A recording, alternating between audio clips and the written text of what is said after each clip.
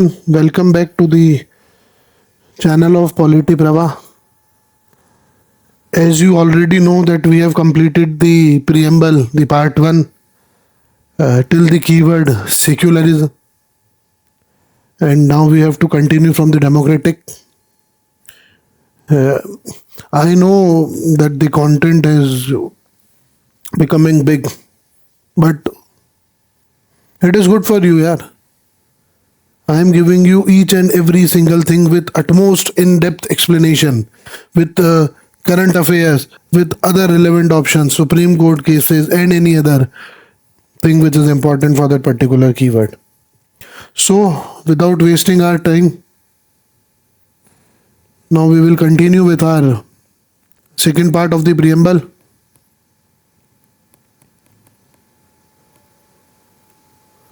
For this polity subject, and we have to continue from the next keyword,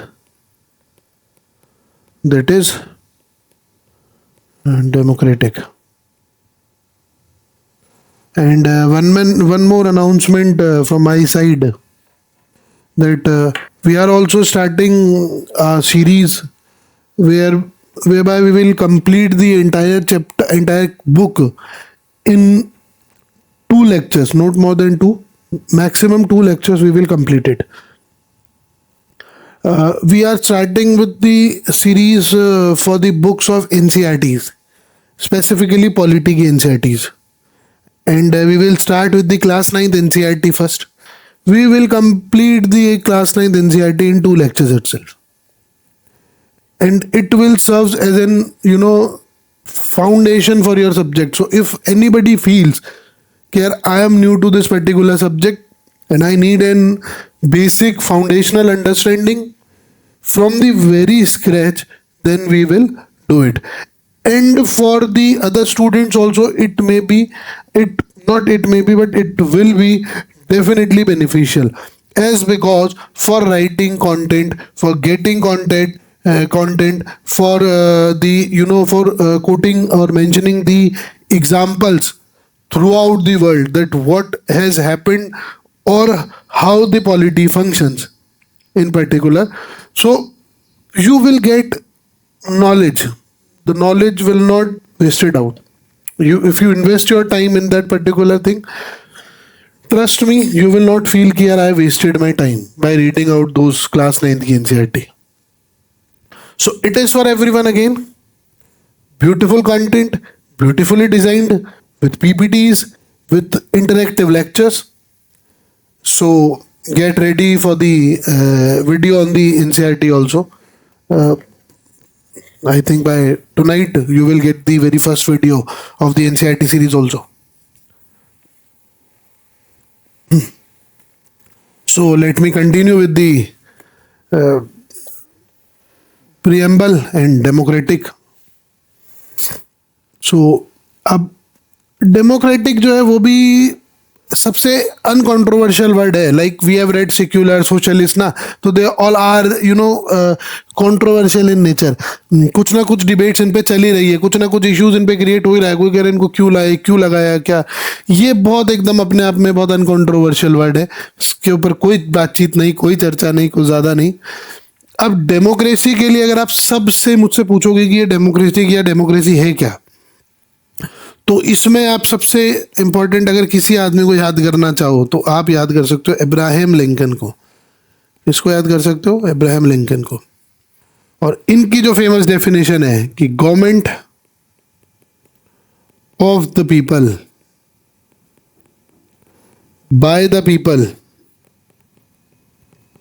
and for the people, यही democracy है और कुछ भी नहीं है. अब सीधा हम लोग आते हैं फीचर्स पे कि we are a democratic country. We have written कि that India is an democratic country. So what are the features for the democratic features of the Indian state per se. तो अगर हम फीचर्स की बात करें तो जो सबसे पहला फीचर हमारा है कि we are democratic is that we are an representative democracy. कौन सी डेमोक्रेसी है हम? रिप्रेजेंटेटिव डेमोक्रेसी है. People don't govern directly. When we read preamble in the very first starting, और हमने पढ़ा था कि we the people, the constitution derives its power from the people and not from the parliament or executive or judiciary or legislature. So as we have told, but at that at that given point of time, we have said that the people of India doesn't govern their power or doesn't exercise their power directly. They exercise is through their representatives, like MPs and MLAs. So people don't govern; they elect their representatives. For example, लोक सभा में हम MPs चुनते हैं through direct elections. ये important चीज़ें हैं article 81 के अंदर. उसके बाद हम लोग स्टेट लेजिस्लेटिव असेंबलीज के अंदर एमएलएस चुनते हैं, अगेन डायरेक्ट इलेक्शंस के थ्रू, आर्टिकल 170. उसके बाद हम राज्यसभा के अंदर एमपीज चुनते हैं, but this time indirect election होता है. उसके बाद हम पंचायत और म्यूनिसिपैलिटी के अंदर हमारे रिप्रेजेंटेटिव चुनते हैं, जिसको हम क्या बोलते हैं, लोकल सेल्फ गवर्नमेंट, LSG. और उसके अलावा हम MLCs को चुनते हैं, कहाँ पे, स्टेट लेजिस्लेटिव काउंसिल्स में. ये भी कैसे होते हैं, इनडायरेक्ट. इसमें भी दोनों प्रकार के लोग होते हैं, डायरेक्ट और इनडायरेक्ट. तो इंडिया के पास कौन सी डेमोक्रेसी है, India has parliamentary democracy. We follow the British model. ये जो रिप्रेजेंटेटिव ये जो पार्लियामेंट्री डेमोक्रेसी है हमारी, स्पेसिफिकली अगर हम बात करें तो ये जो पार्लियामेंट्री डेमोक्रेसी है, ये हमने कहाँ से ली है, ये हमने यूके से ली है, ये हमने ब्रिटेन से ली है. उसके बाद आ जाओ, ये तो हम पहले ही पढ़ चुके हैं कि पार्लियामेंट्री डेमोक्रेसी मतलब यूके है, प्रेसिडेंशियल डेमोक्रेसी का मतलब यूएस है. सेकंड फीचर पे आ जाओ. हमारा सेकंड फीचर क्या है, यूनिवर्सल एडल्ट फ्रेंचाइजी. क्या है, यूनिवर्सल एडल्ट फ्रेंचाइजी. आर्टिकल 326 क्या कहता है, आर्टिकल 326 ये कहता है कि every citizen above the age of 18 year plus he or she can vote. कोई डिस्क्रिमिनेशन नहीं होगा इसमें, कोई caste, religion, gender, wealth, 1 person 1 vote and 1 value. कौन सा फॉलो करते हैं principle, 1 person 1 vote 1 value.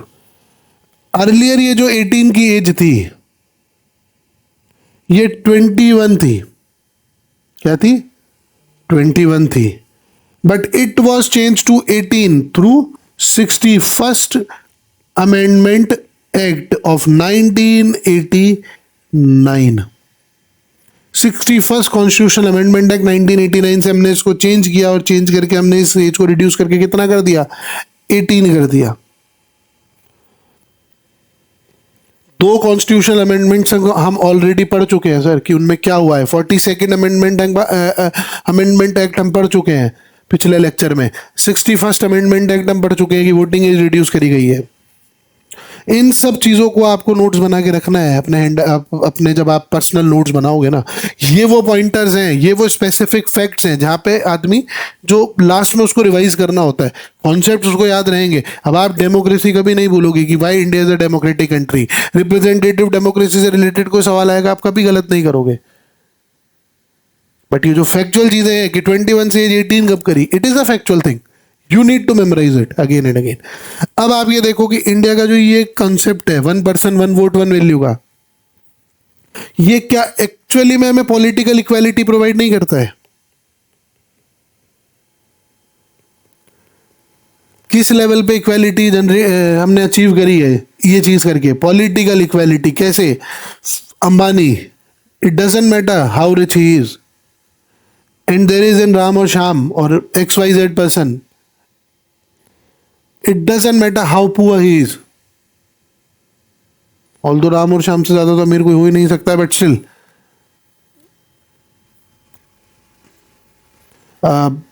it is in the sometimes I also think यार this particular English medium education ना, the convent education और ये जो English education है, how he embedded all these things without even concerning us कि we are using these names. We can use XYZ, but we are using Ram and Sham. I am using it. I am recognizing it. But when I am in my flow, I don't know why. So जो हम लोग sometime बात करते हैं ना मैक्योले, वो ये है, what is shown, which you can show in me itself. ये प्रभाव है हमारे इंग्लिश मीडियम एजुकेशन का. चलो एक और फालतू की डिबेट हमने करी, फालतू नहीं है बट हमारे टॉपिक से रिलेवेंट नहीं है. खैर, तो हम बात कर रहे थे पॉलिटिकल इक्वलिटी अचीव की. वो कैसे करी हमने कि आप देखो अंबानी है, is earning 100 crore and there is person X, he is earning ₹1 per day. वो भी भीख मांग के कमा रहा है वो, बट स्टिल अगर ये वोट देने जाता है अपने एमपी को या एमएलए को, और अगर ये एक्स वोट देने जाता है एमपी एमएलए को, तो उसे इससे भी एक वोट ही मिलेगा और इससे भी एक वोट ही मिलेगा. तो what we have done here, we have achieved the political equality.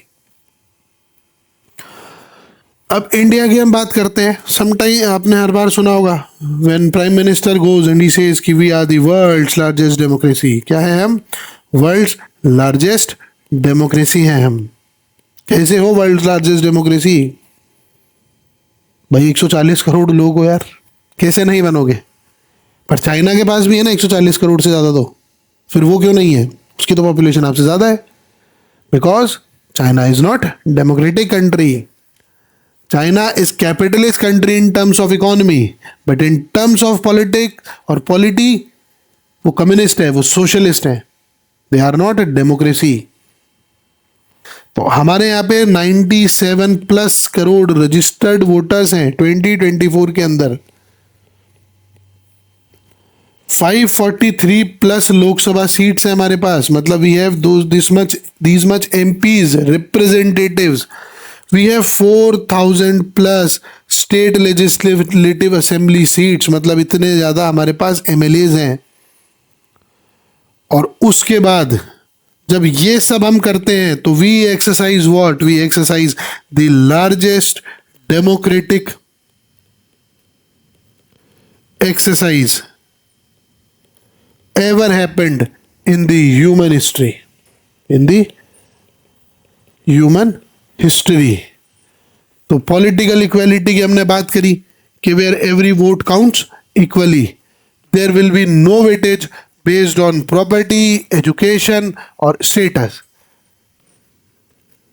Now ये जब हम वोटिंग करते हैं तो किस पर्टिकुलर पद्धति को या मेथड को हम फॉलो करते हैं? तो we follow the secret ballot system.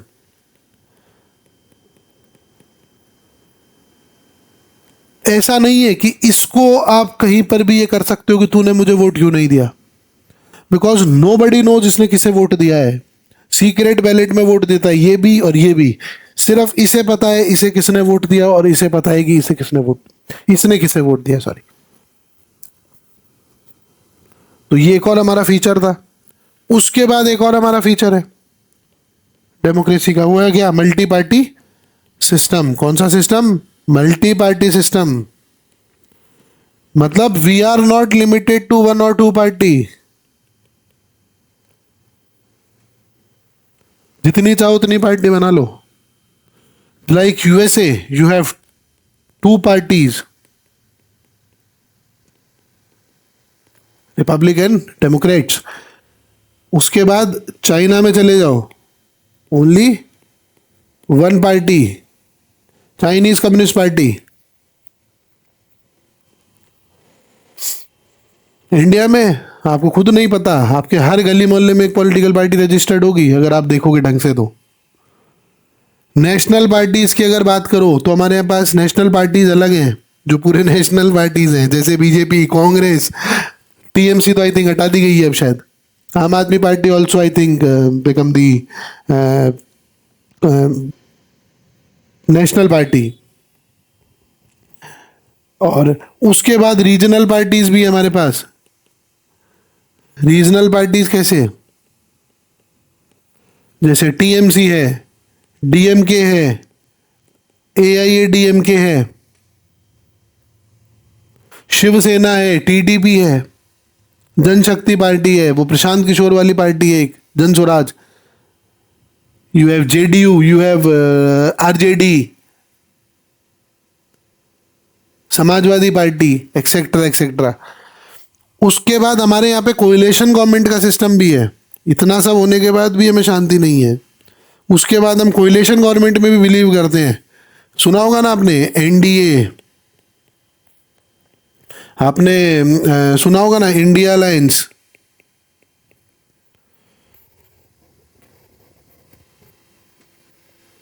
इससे पहले आप सुनते थे ना यूपीए का एरा, करप्शन इज एवरीवेयर। तो उसके बाद हमारा एक और फीचर है, वो क्या है, that we follow rule of law. मतलब कि no one is above the law. कानून से ऊपर कोई भी नहीं है, वो चाहे प्राइम मिनिस्टर हो, प्रेसिडेंट हो या चीफ मिनिस्टर हो। अब ये कैसे, तो आर्टिकल 14 क्या कहता है, there is equality before law. किसी भी लॉ को बनाने से पहले इक्वेलिटी होगी। फॉर एग्जाम्पल, यू कैन नॉट से कि हम एक स्कूल बना रहे हैं और इस स्कूल में सिर्फ उन्हीं लोगों के बच्चे पढ़ेंगे जिनकी नेटवर्थ 100 करोड़ रुपए से ऊपर है। State can not do it. Why? Because there is equality before law. आप कोई स्कूल ऐसी नहीं बना सकते जिसमें आप ये कहोगे कि इस स्कूल में सिर्फ उन्हीं लोगों के बच्चे पढ़ेंगे जो एमपी रहे या एमएलए रहे। आप ऐसा नहीं कर सकते। यू कैन नॉट डू दिस। और ऐसा सब आप क्यों नहीं कर सकते? Because you have an independent judiciary. क्या है आपके पास? इंडिपेंडेंट जुडिशरी है to enforce these laws and to enforce these constitutional provisions and mandates. देखो एक और चीज देखो, डेमोक्रेसी कितने तरह की होती है?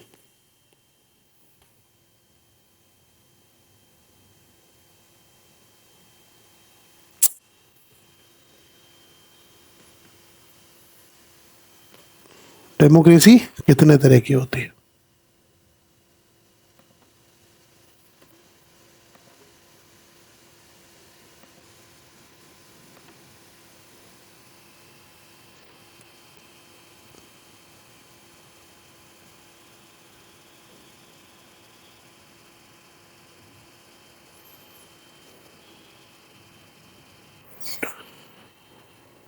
We are talking about types of democracy.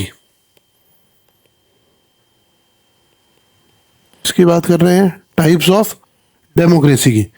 तो देखो सबसे पहले जो डेमोक्रेसी आती है वो आती है डायरेक्ट डेमोक्रेसी। कौन सी डेमोक्रेसी है? Direct democracy. एक होती है कौन सी? Indirect democracy. एक होती है पार्टिसिपेटरी डेमोक्रेसी। अब ये देखो भाई, इनमें डिफरेंस क्या है। तो डायरेक्ट डेमोक्रेसी की अगर हम बात करें तो इसका मतलब ये है कि people vote on every issue directly. For example, direct democracy का एग्जाम्पल है स्विट्जरलैंड। कौन है? स्विट्जरलैंड, जहां पे रेफरेंडम होता है हर मेजर इशू पे। अब आप ये कह सकते हो, जैसे फॉर एग्जाम्पल आप आर्टिकल 370 अबॉलिश कर रहे हो, तो आपने एक रेफरेंडम करा दिया, हर व्यक्ति से वोट मांगा। भाई जब आर्टिकल 370 हटाया गया तो वहां पर जो भी हमने अमेंडमेंट प्रोसीजर फॉलो किया, भाई हमने सिंपल अमेंडमेंट प्रोसीजर फॉलो किया। हमने कहा कि भाई 50% से ज़्यादा लोग वोट करें, प्रेजेंट एंड वोटिंग वाले, और फिर वो इस पर्टिकुलर प्रोविजन पे अगर वो कहते हैं कि भाई इसको हटा दो तो हम हटा देंगे। तो कितने लोगों ने वोट किया? 100 लोगों ने, 150 लोगों ने, 200 लोगों ने, सब कुछ मिला मिलू के इतने लोगों ने वोट किया। बाकी लोगों ने अगेंस्ट में वोट किया, कुछ लोगों ने वोट नहीं भी किया। अगर हम ये कहते हैं कि 140 करोड़ लोग हैं, या फिर हम ये कहते हैं कि 97 करोड़ प्लस वोटर्स हैं, सबसे वोटिंग करा लो। अगर उनमें से 50% प्लस वन लोग ये कहते हैं कि भाई आप आर्टिकल 370 हटा दो, तो हम हटा देंगे। अब ये सोच के देखो, अगर इस तरीके से हर चीज पे, ये चीज मेजर इशू पे अगर ये चीज होने लग जाए तो कैसे फंक्शनिंग चलेगी साहब। तो ये जो चीज हो रही थी कि हर मेजर इशू के ऊपर आप रेफरेंडम कराओ, लोगों से पूछो, ये एग्जांपल होता है डायरेक्ट डेमोक्रेसी का। पर ये कहां पर फिजिबल है? जहां पर पॉपुलेशन लिमिट में बहुत कम हो। अदरवाइज तो इंडिया जैसे डाइवर्स कंट्रीज के लिए तो ये पॉसिबल ही नहीं है, ये फिजिबल ही नहीं है, प्रैक्टिकल ही नहीं है। तो अब आ जाओ इनडायरेक्ट डेमोक्रेसी पे। इनडायरेक्ट डेमोक्रेसी को हम एक और नाम से जानते हैं, वो क्या नाम है? Representative democracy. कौन सा नाम है? Representative democracy. इसका मतलब क्या है? इसका मतलब ये है कि पीपल, जो लोग हैं, वो अपने रिप्रेजेंटेटिव चूज कर लेते हैं। जैसे फॉर एग्जांपल 10 लाख लोग मिले और उन्होंने अपना एक एमपी चूज कर लिया। 1 लाख मिले, उन्होंने अपना एक एमएलए चूज कर लिया। 1000 लोग मिले, उन्होंने अपने गांव का एक सरपंच चूज कर लिया। 100 लोग मिले, उन्होंने अपना एक वार्ड पंच चूज कर लिया। वहीं अगर आप शहरों में आओगे तो 1000 लोग मिले, 10,000 लोग मिले, उन्होंने अपना एक पार्षद चुना। और जब वापस से 50,000 लोग मिले तो उन्होंने अपना एक मेयर चुन लिया। And then those representative will make laws on behalf of the people, and India follow this. तो ये किसका एग्जाम्पल कौन है? इसका एग्जाम्पल है इंडिया। उसके बाद आ जाओ पार्टिसिपेटरी डेमोक्रेसी का। पार्टिसिपेटरी डेमोक्रेसी मतलब कि people elect representative, people participate beyond voting, people elect representative तो हो गई इनडायरेक्ट डेमोक्रेसी। अब हम बात कर रहे हैं पार्टिसिपेटरी डेमोक्रेसी की। यहां पे क्या है कि जो लोग हैं वो वोट देने के बाद, मतलब अपना रिप्रेजेंटेटिव डेमोक्रेसी का राइट एक्सरसाइज करने के बाद एक कदम आगे निकले। मतलब it is an extension of the representative democracy, you can say, कि जहां पे लोगों ने अपने रिप्रेजेंटेटिव को चुन लिया, उस रिप्रेजेंटेटिव को चुनने के लिए अपना वोट दिया, उस वोटिंग के बियॉन्ड वो लोग एक्टिव होते हैं। अब इसके जो एग्जांपल्स आप लोगे, सेम इंडिया में आ जाओ। जब आपने आरटीआई एक्ट लाया, जब आप पीआईएल को एक्सरसाइज करते हो, तो आप क्या करते हो कि आप जो रिप्रेजेंटेटिव डेमोक्रेसी थे, जब आप उसके अंदर थोड़ी सी एक्टिवनेस ले आते हो, तो आप कौन सी डेमोक्रेसी बन जाते हो? पार्टिसिपेटरी डेमोक्रेसी बन जाते हो। तो इंडिया के अंदर पार्टिसिपेटरी डेमोक्रेसी भी देखी जाती है। जब हम पीआईएल फाइल करते हैं, जब हम आरटीआई एक्ट की बात करते हैं, तो हम क्या कर रहे हैं कि वी आर वो actively participating in the making of the law और the implementation of the law beyond our representative democracy rights. And that is कि हमने वोट करा, एक आदमी को चुना और हम फ्री हो गए। नहीं, हम उसके बाद भी पार्टिसिपेट कर रहे हैं। ये क्या है? पार्टिसिपेटरी डेमोक्रेसी है। अब देखो, इंडिया की जो डेमोक्रेसी है उसको कुछ चैलेंजेस भी हैं। अब वो चैलेंजेस क्या हैं? तो जो सबसे पहला चैलेंज हम डिस्कस करेंगे वो ये करेंगे कि वी नीड इलेक्टोरल रिफॉर्म्स, और इसके ऊपर बहुत डिटेल में इस समय पे एक ऑनगोइंग चर्चा भी चल रही है। और मेरा ये विचार है कि मैं एक इलेक्शन कमीशन ऑफ इंडिया पे और इलेक्टोरल रिफॉर्म्स पे एक बहुत ही डिटेल्ड वीडियो आपके लिए लेकर के आऊं। होप सो जल्दी लेके आएंगे। तो आप ये देखो, criminalisation of politics, it is the biggest issue. Electoral reforms हमें क्यों जरूरी है? क्योंकि पॉलिटिक्स का क्या हो गया है? क्रिमिनलाइजेशन हो गया है। जब आप एडीआर की रिपोर्ट्स उठा के देखोगे तो आपको पता चलेगा कि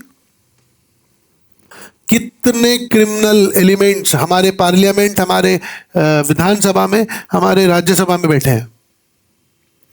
मनी पावर का किस गंदे तरीके से यूज किया जा रहा है इलेक्शंस में।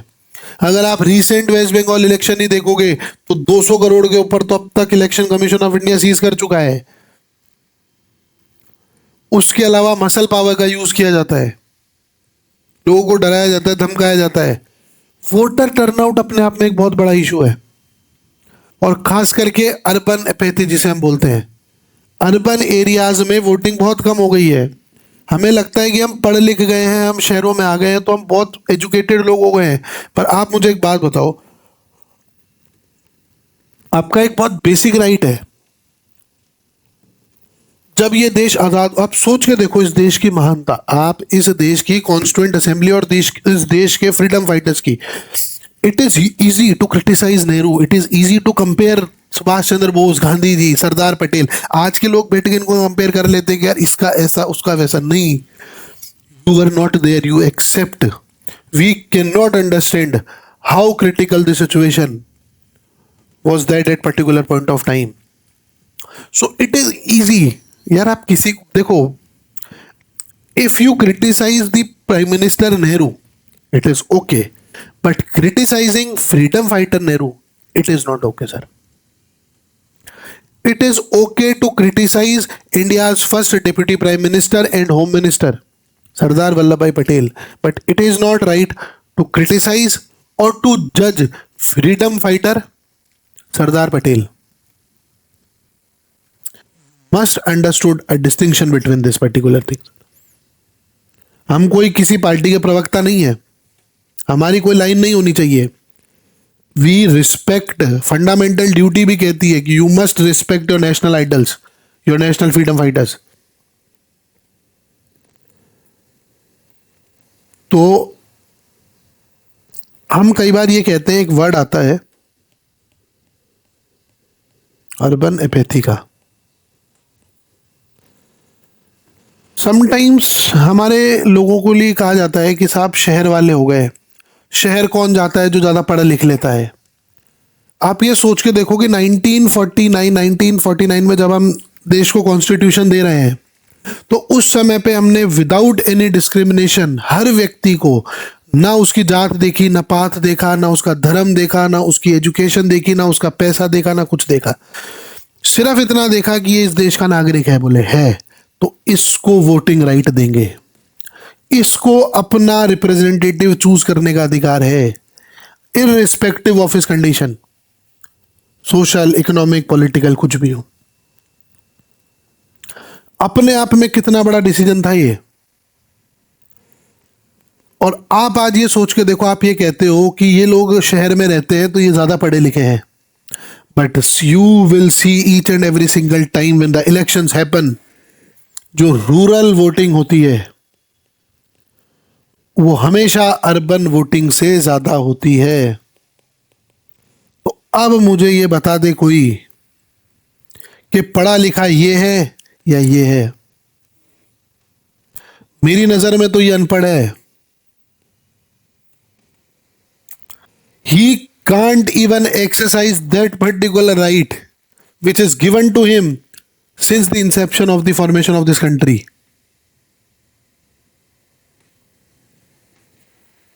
यार आगे चलते हैं। अच्छा, अब इसके सॉल्यूशंस कुछ प्रपोज करे गए थे इन सब चीजों के। तो सबसे पहला तो एक इलेक्टोरल बॉन्ड्स की स्कीम लाई गई थी इलेक्टोरल रिफॉर्म्स के लिए, कि मनी पावर को थोड़ा सा लिमिट किया जाए। अब इंट्रोड्यूस भी किया, लेकिन उसके बाद 2024 में सुप्रीम कोर्ट ने स्ट्रक डाउन कर दिया उसको।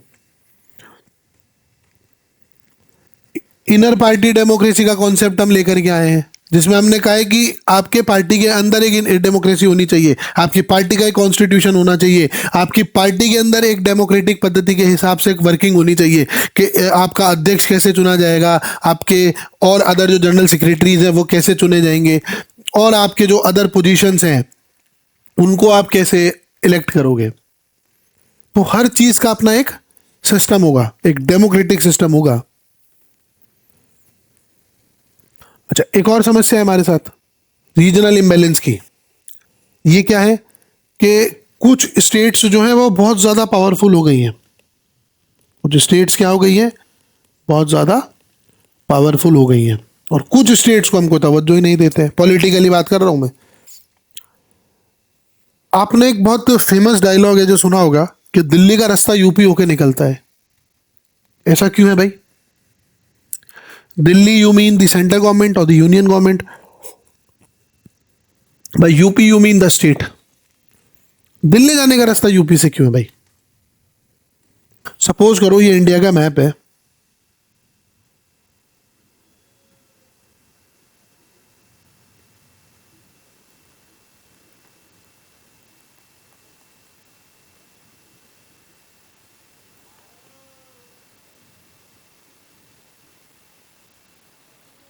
Sorry for my map but ये इंडिया का मैप है, ये दिल्ली है, ये क्या है, दिल्ली, और ये यूपी है फॉर एग्जांपल, है ना। Pardon for the representation. अब लोग ये कहते हैं कि इस दिल्ली पे जाने का रास्ता यूपी है, तो मुझे एक बात बताओ, ये राजस्थान है तो क्या राजस्थान से रास्ता नहीं जा रहा? ये इधर बिहार है, बिहार से रास्ता नहीं जा रहा? ये इधर एमपी पड़ रहा है, इस एमपी से रास्ता नहीं जा रहा? ये नीचे महाराष्ट्र है, इस महाराष्ट्र से रास्ता नहीं जा रहा? ये इधर पंजाब है, क्या इस पंजाब से रास्ता नहीं जा रहा? ये जे के लद्दाख है, क्या इससे रास्ता नहीं जा रहा? मैं तो ये कह रहा हूं ये केरला है कि यहां से रास्ता नहीं निकल रहा क्या? क्या इस तमिलनाडु, आंध्रा, कर्नाटक से रास्ता नहीं जा रहा? क्या इस Orissa, West Bengal, Assam, north eastern state से नहीं जा रहा? क्या गुजरात से दिल्ली का रास्ता नहीं जा रहा? देन वाई यू से कि दिल्ली का रास्ता यूपी होके निकलता है? Because UP has 80 seats of Lok Sabha, इसके आसपास नहीं है कोई। You have Bihar, Maharashtra and West Bengal, but जो 40 पे बैठे हैं सर, किसी स्टेट में 80 के ऊपर, 80 के आसपास की सीटें नहीं है, आधी भी नहीं है इवन। ये सिक्किम और ये सब तो एक एक सीट लेके बैठे हैं, इनको कौन पूछ रहा है?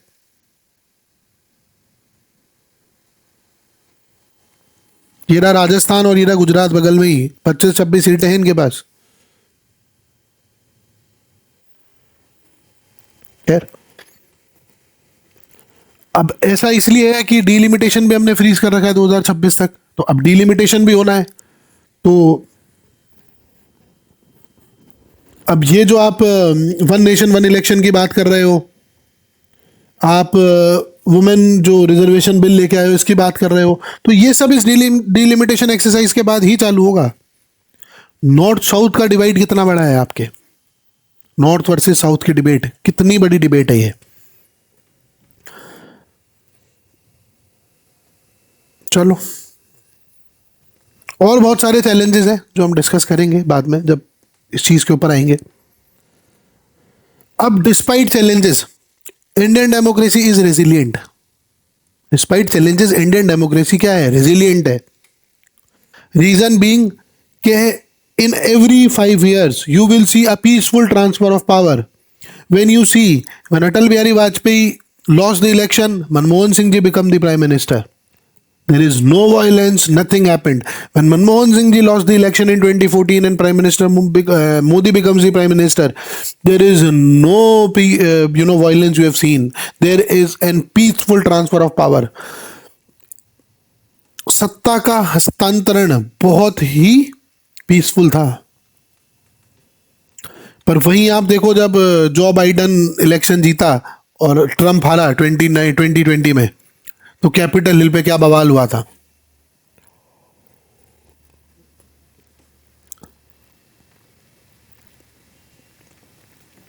एक और चीज देखो, election Commission of India is so independent, free and fair elections. Politics की बातों पे ध्यान नहीं देना है। Trust the institution. The day you strengthen your institutions na, when you put down the question mark on your constitutional institutions, remember the day you start digging your own graves of this particular democracy.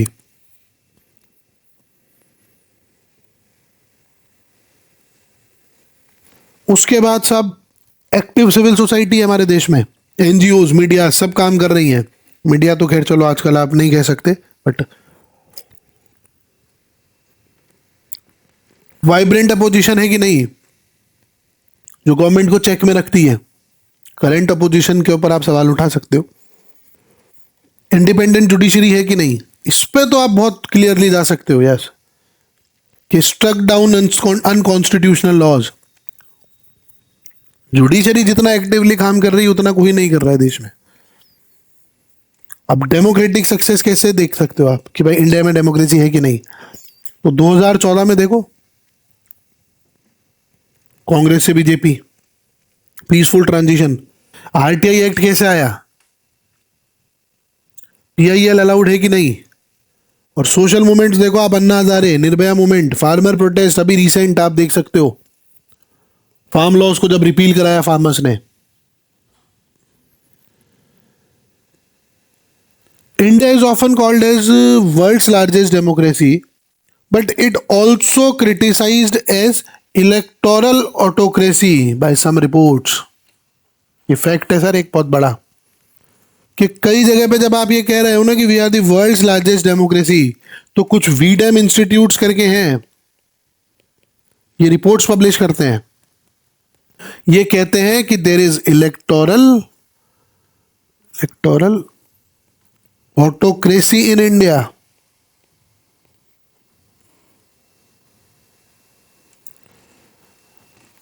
अब देखो, democracy जो है it is a work in progress. India has achieved much, but challenges still remain. भाई मोटा मोटी 75-77 साल ही तो हुए, हम आजाद हुए हैं। तो when ever you right answer, when ever you present your views on India's democracy, you show both achievements and the challenges, and then suggest a reform to strengthen your democracy। Give a balanced view। Okay, दोनों चीजों को आपको balance करना है। अब आ जाओ Republic पे।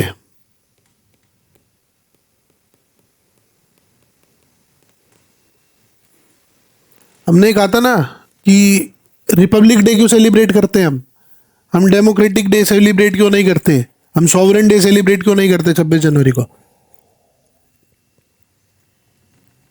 Why the name Republic day, why the name गणतंत्र दिवस?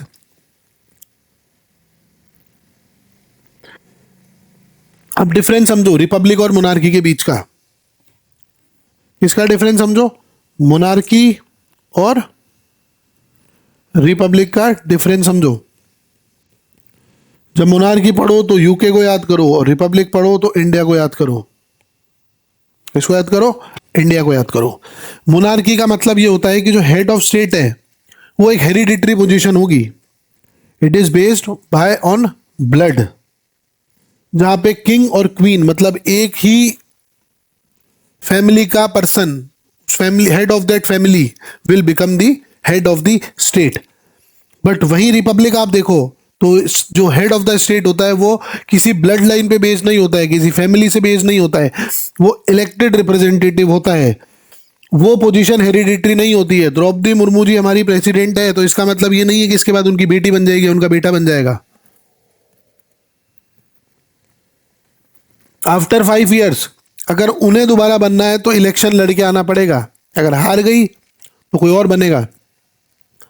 अगर उनकी जगह किसी और व्यक्ति को बना देते हो तो वो भी चलेगा, बट फिक्स नहीं है, हेरिडिटरी नहीं है। तो अब देखो मोनार्की के एग्जांपल यूके के अलावा क्या क्या है। तो यूके के अलावा जापान है, सऊदी अरेबिया है, और इंडिया के अलावा यूएस है, फ्रांस है। ये सब क्या है? रिपब्लिक है। Why India is republic? India is republic because we have a president who is head of state, not a king who is head of state. There is an elected, although indirectly by the electoral college, but we have an elected head of the state. There is a fixed term for our head of state, that is 5 years, and it is not hereditary. Anyone becomes eligible to become president. अब देखो 26 जनवरी 1950 India becomes a republic. Now before this हम क्या थे? वो हमने एक timeline पढ़ी थी पहले लेक्चर में। हम क्या थे? हम डोमिनियन थे। एक गवर्नर जनरल, ब्रिटिश क्राउन को रिप्रेजेंट करने वाला व्यक्ति हमारा हेड ऑफ द स्टेट था। तो इसीलिए हम उस समय कंप्लीट रिपब्लिक नहीं थे।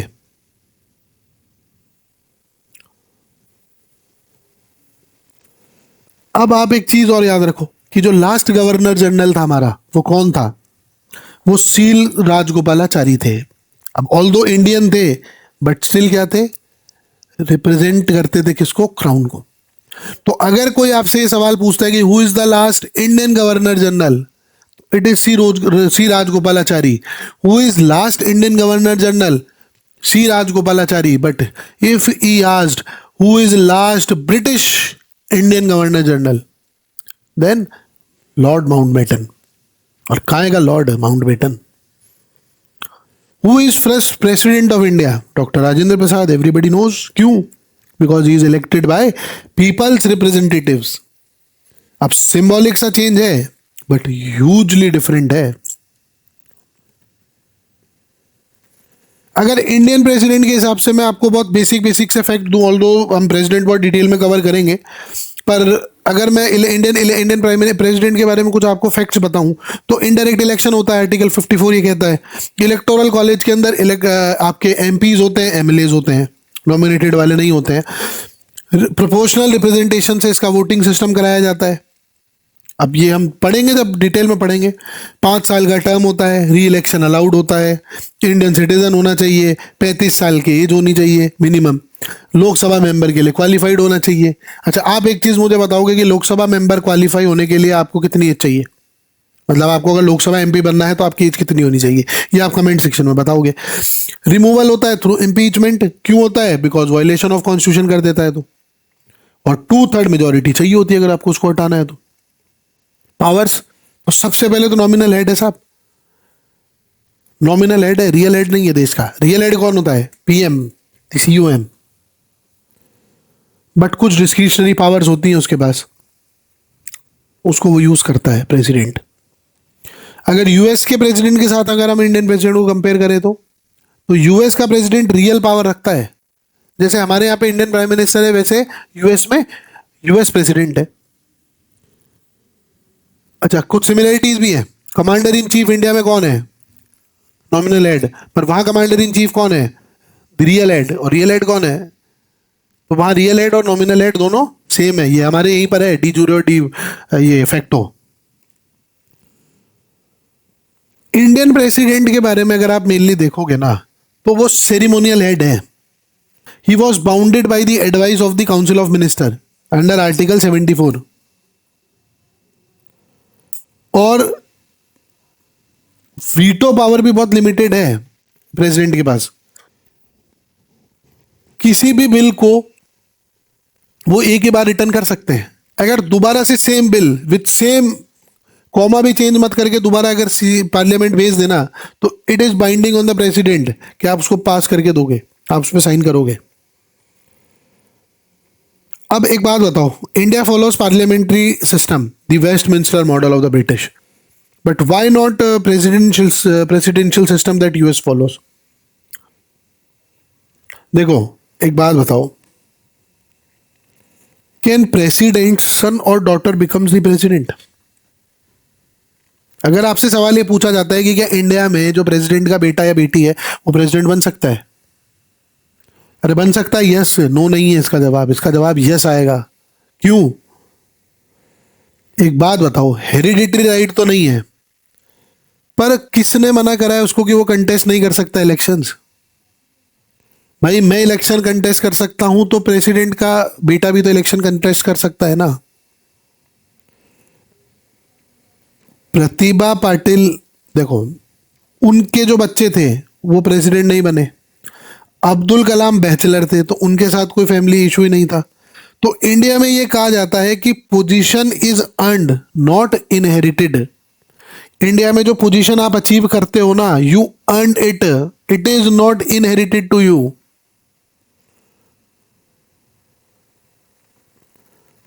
अच्छा, एक और सवाल आता है कि क्या इंडिया का जो प्रेसिडेंट है वो पावरलेस है क्या?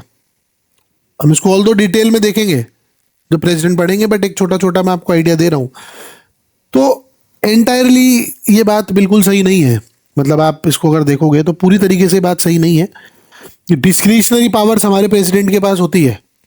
जब किसी के पास कोई मेजोरिटी नहीं होगी तो प्रेसिडेंट ही डिसाइड करेंगे कि साहब मुझे किसको बुलाना है शपथ के लिए. अगर पीएम को डिसॉल्व करनी है ना लोकसभा, मतलब लोकसभा अगर आपको डिसॉल्व करनी है तो किसको बोलना पड़ेगा? प्रेसिडेंट को ही बोलना पड़ेगा.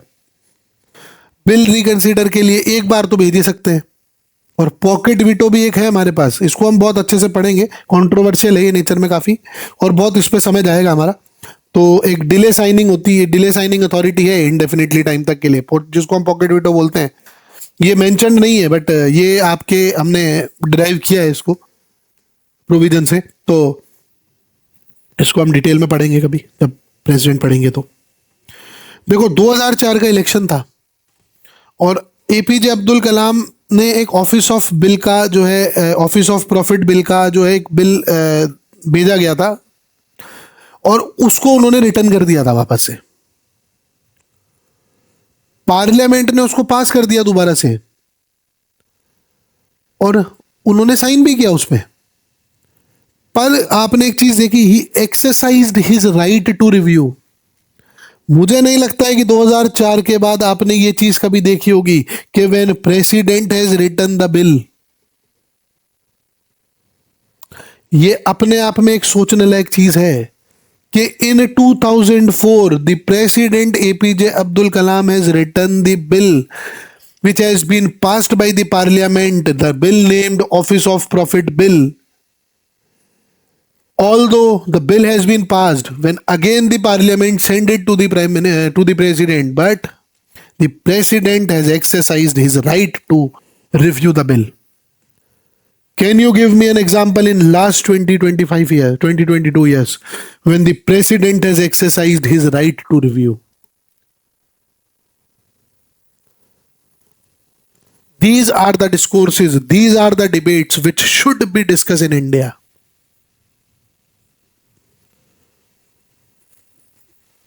कुछ डिबेट्स हम पढ़ेंगे जब हम प्रेसिडेंट पढ़ेंगे कि क्या प्रेसिडेंट को और पावर्स मिलनी चाहिए, क्या डायरेक्ट इलेक्शंस होने चाहिए प्रेसिडेंट के भी। तो अच्छा, एक और चीज है, बहुत सारे लोग, अब आपने दो वर्ड पढ़ लिए, रिपब्लिक और डेमोक्रेसी, तो बहुत सारे लोग इसमें कंफ्यूज हो जाते हैं कई बार कि यार इसमें डिफरेंस है क्या। लेकिन भाई हम डेमोक्रेसी भी है, हम रिपब्लिक भी है, इलेक्शन इसमें भी है, इलेक्शन इसमें भी है, तो मतलब ऐसा है क्या इसके अंदर। तो देखो डेमोक्रेसी का तो मतलब जो है ना वो ये होता है कि how decisions are made, decisions कैसे लिए जाते हैं। और रिपब्लिक का मतलब होता है who is the head of the state, who is the study head of the state. जैसे फॉर एग्जाम्पल देखो इंडिया क्या है, इंडिया एक डेमोक्रेटिक रिपब्लिक है, लेकिन यूके, जापान, ये सब क्या है, ये डेमोक्रेटिक मोनार्की हैं। उसके बाद कुछ कंट्रीज ऐसी हैं जो नॉन डेमोक्रेटिक रिपब्लिक हैं, जैसे चाइना, नॉर्थ कोरिया। क्या चाइना में प्रेसिडेंट नहीं है? क्या नॉर्थ कोरिया में प्रेसिडेंट नहीं है? और कुछ कंट्रीज होती हैं जो नॉन डेमोक्रेटिक मोनार्की होती हैं, जैसे सऊदी अरेबिया, वो मोनार्की भी है और अथॉरिटेरियन भी है। और इंडिया क्या है, डेमोक्रेटिक प्लस रिपब्लिक, मतलब we are the best of the both.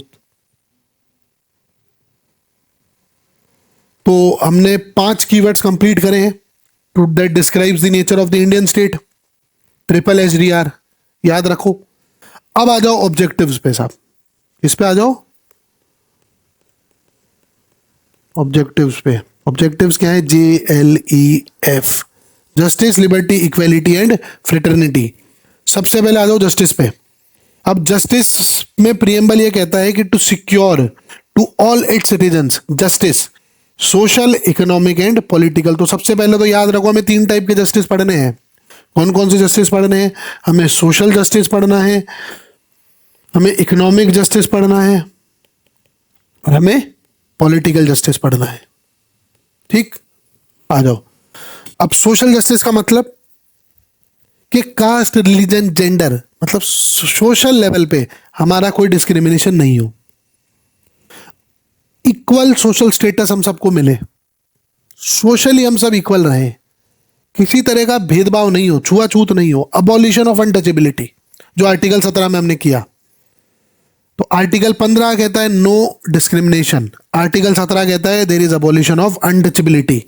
Article 23 और 24 भी क्या कहते हैं कि दे आर अगेंस्ट एक्सप्लॉइटेशन, जिसमें हम बेगार और ये जो आपका होता है क्या बोलते हैं इसको, ह्यूमन ट्रैफिकिंग जो होती है उसको हम अबॉलिश करते हैं। और आर्टिकल 46 ये कहता है कि it is the duty of the state to promote education of the weaker section. तो ये सब क्या है, ये सोशल जस्टिस के पार्ट हैं। तो सोशल जस्टिस के कौन कौन से एग्जांपल्स हमने आर्टिकल्स हमने पढ़े, हमने पढ़ा आर्टिकल 15, आर्टिकल 17, आर्टिकल 23, आर्टिकल 24 और आर्टिकल 46। देखो SC ST OBC को रिजर्वेशन है, EWS को रिजर्वेशन है, वुमेन्स को रिजर्वेशन है, ये सब क्या है, ये सोशल जस्टिस का पार्ट है। SC ST prevention of atrocities act आप सबने पढ़ा है, ये क्या है, it is anti cast law, मतलब ये सोशल जस्टिस का पार्ट है। अभी आपने देखा होगा वुमेन एम्पावरमेंट प्रोग्राम्स हम बनाते हैं, रिसेंटली वुमेन्स रिजर्वेशन बिल हम लेकर के आए हैं, ये सब क्या है, ये सोशल जस्टिस का पार्ट है। आपने देखा है सेक्शन 377 को स्ट्रक डाउन किया गया 2018 में, LGBTQ rights, Navtej Johar versus Union of India case, वो क्या था, सोशल जस्टिस था। अब आ जाओ इकोनॉमिक जस्टिस पे। इकोनॉमिक जस्टिस का मतलब है कि there must be equal economic opportunities, कोई एक्सप्लॉयटेशन नहीं होना चाहिए, फेयर डिस्ट्रीब्यूशन होना चाहिए वेल्थ का, and you must provide a right to livelihood. जैसे आर्टिकल 38 ये मैंडेट करता है गवर्नमेंट को कि गवर्नमेंट की ड्यूटी है कि government will work to minimise the inequalities. उसके बाद 39 में ही DPSPs के अंदर कॉन्स्टिट्यूशन गवर्नमेंट को इंस्ट्रक्ट कर रहा है कि you must provide equal pay for equal work. अगर मैं किसी कंपनी के अंदर एक पोजीशन के ऊपर काम करता हूं 9 घंटे, तो जितना पगार मुझे मिलता है उतनी पगार उस व्यक्ति को मिलनी चाहिए जो मेरा साथी है, जो सेम काम कर रहा है, सेम पोजीशन पे है। राइट टू वर्क आर्टिकल 41 ये कहता है मुझे काम करने का अधिकार मिलना चाहिए, और 43 ये कहता है कि जब मैं अधिक काम करूं, जब मुझे वेज मिले तो वो वेज मुझे इतना तो मिले कि मैं उससे अपना जिंदगी गुजार सकूं, मतलब there must be a decent living wage. जैसे इसके एग्जांपल देखो, मनरेगा क्या है, अब तो आपने खैर उसका नाम चेंज कर दिया है, जी राम जी बिल कर दिया है उसको, जी राम जी, पर उसमें वो क्या कह रहे हैं भाई 125 दिन का रोजगार देंगे हम आपको, तो ये क्या दे रहे हो आप उसको, इकोनॉमिक जस्टिस दे रहे हो। मिनिमम वेज लॉज लेके नहीं आते हो आप लोग। जब दिहाड़ी मजदूर था तो उसकी 600 रुपये आपने दिहाड़ी फिक्स कर रखी है अर्बन एरियाज में कि भाई 600 रुपये मिनिमम वो काम नहीं करेगा। ऐसे ही आप कंपनीज के लिए भी मिनिमम वेजेस एक्ट ला रखे हो, आपने गवर्नमेंट के अंदर सैलरीज फिक्स कर रखी है कि भाई इससे कम पगार हम किसी पोजीशन पे नहीं देंगे, भले चाहे वो ग्रुप ए का हो, बी का हो, सी का हो, डी का हो। लैंड रिफॉर्म जब आपने करे थे तो आपने क्या करा था, अबॉलिशन ऑफ प्रीवी पर्स आपने करा, तो वो क्या करा, वो आपने इकोनॉमिक जस्टिस दिया। प्रोग्रेसिव टैक्सेशन, जो आप इनकम टैक्स लगाते हो वो क्या है, वो आपके इकोनॉमिक जस्टिस का पार्ट है कि अगर मैं 2 लाख रुपए कमा रहा हूं तो मुझसे कोई टैक्स नहीं लेगा, पर वहीं अगर मैं 30 लाख रुपए कमा रहा हूं तो मुझसे तो उतना 10% टैक्स लिया जाएगा। The rich will pay more taxes. पर फिर भी चैलेंजेस हैं। चैलेंजेस क्या है, ऑक्सफैम की रिपोर्ट ये कहती है कि top 1% of Indians own 40% of their wealth. क्या कहती है ऑक्सफैम की रिपोर्ट, अभी हमने वीडैम पढ़ी थी, एक ऑक्सफैम पढ़ रहे हैं हम आज। वो क्या कह रहा है कि टॉप 1% ओन्स 40% ऑफ वेल्थ। तो इकोनॉमिक जस्टिस जो है वो क्या है, अभी भी एक डिस्टेंट गोल है, although we are doing lot of things but still it is a distant गोल।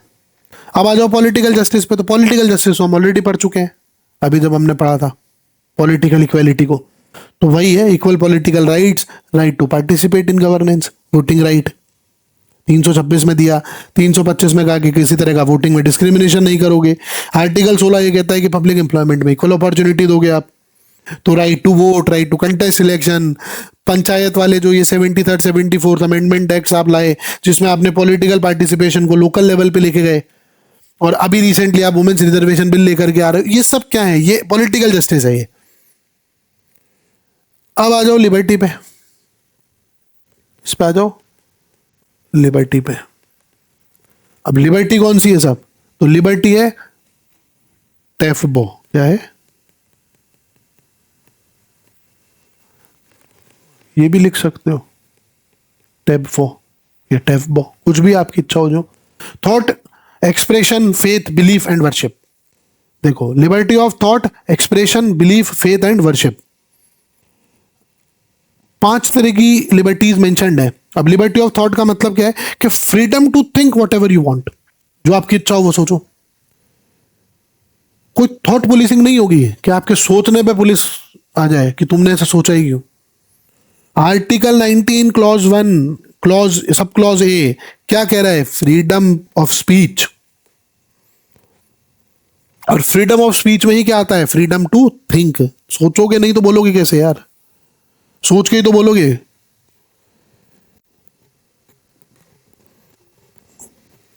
दूसरी लिबर्टी आ रही एक्सप्रेशन की। मैंने सोच तो लिया, अब क्या करूं? फिर मन में ही रखूं उसको, अपने दिमाग में रखूं? नहीं, I have the freedom, I have the liberty to express it. Article again 19 clause 1 sub clause A, freedom of speech and expression. पूरा आर्टिकल क्या है? ये है freedom of speech and expression. But इनके ऊपर कुछ रीजनेबल रिस्ट्रिक्शंस भी लगा रखी है, जैसे public order, decency, contempt of court वगैरह। अब ऐसा थोड़ी है कि जैसे फॉर एग्जांपल, एक बहुत अच्छा एग्जांपल मैं देता हूं उसको आपका, कि यू कैन क्रिटिसाइज गवर्नमेंट। आप गवर्नमेंट को क्रिटिसाइज कर सकते हो, उसमें कोई बुराई नहीं है, but you can not insight violence. Violence insight नहीं कर सकते आप कि मार काट मचा दो आप सोच सोच के। जैसे फॉर एग्जांपल सपोज करो, एक व्यक्ति था, उसने ये सोचा कि मैं 26 तारीख को फलाना फलाना बैंक लूटूंगा। मैंने सोच लिया, तो क्या पुलिस मुझे गिरफ्तार कर सकती है? क्या कोर्ट मुझे सजा दे सकता है? नहीं। कब तक नहीं दे सकता? जब तक मैं मेरे उस थॉट को एक्सप्रेस नहीं करूं, मतलब मैं जाके एटीएम लूट लूं, तब तक के लिए मैं ये नहीं कर सकता। उसके बाद आओ लिबर्टी ऑफ बिलीफ पे। Freedom to believe in any ideology. अब मैं राइट विंग सोचूं, लेफ्ट विंग सोचूं, मैं एथीस्ट बनूं, थीस्ट बनूं, एग्नोस्टिक बनूं, मैं हिंदू मानूं, मुस्लिम मानूं, मैं क्रिश्चियन मानूं, मैं सब में मानूं। याद करो world cup inning Sanju Samson की, एक रील वायरल हुई थी। आफ्टर विनिंग द मैच जिस तरीके से उन्होंने गॉड को धन्यवाद किया, तो वो उनका बिलीफ है सब जगह पे, आप उनको रोक थोड़ी सकते हो। और यही चीज है आपकी लिबर्टी ऑफ फेथ भी। भाई वो फेथ ही तो दिखा रहे हैं अपना तीनों जगहों पे कि भाई as being, I don't know, may be Hindu और Christian, but he is from the Kerala and Kerala is mostly dominated by the leftist ideology, the Christians and the Muslims per se. तो इस वजह से उनका वो एक्सप्रेशन आया, and being as an Hindu I think, तो वो उन्होंने हाथ वाथ जोड़ लिए। I don't know Sanju Samson is a Hindu or a Christian, I don't know all these things. जो भी XYZ रीजन रहा होगा, बट उनका जो एक्सप्रेशन था वो तीनों ही था कि उन्होंने पहले हाथ जोड़े, फिर उन्होंने ऊपर हाथ दिखाए दोनों तरफ से, और फिर उन्होंने वो जीसस वाला वो किया।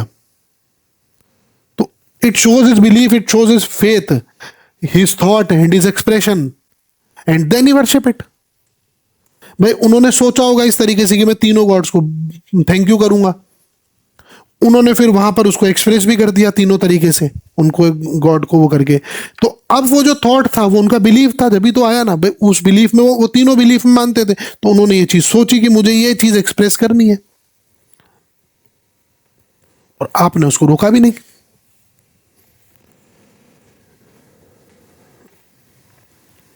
तो ये चीजें आपकी क्या है? फेथ, वर्शिप वगैरह वगैरह, ठीक है। अच्छा, वर्शिप का मतलब ये है कि freedom to practise and propagate religion. आप प्रैक्टिस भी कर सकते हो और आप प्रोपोगेट भी कर सकते हो उस रिलीजन को, आपकी अपनी उस प्रैक्टिस को, but it should not be forceful. जो कन्वर्जन कराते हैं ना वो गलत है। कुछ डिबेट्स अभी चल रही हैं स्पीच वर्सेस हेट स्पीच की, कि भाई स्पीच और हेट स्पीच का एक बहुत बड़ा कंसर्न चल रहा है कि लाइन ड्रॉ करें कहां हम, किसको ये माने कि ये स्पीच रीजनेबल है, ये अनरीजनेबल है।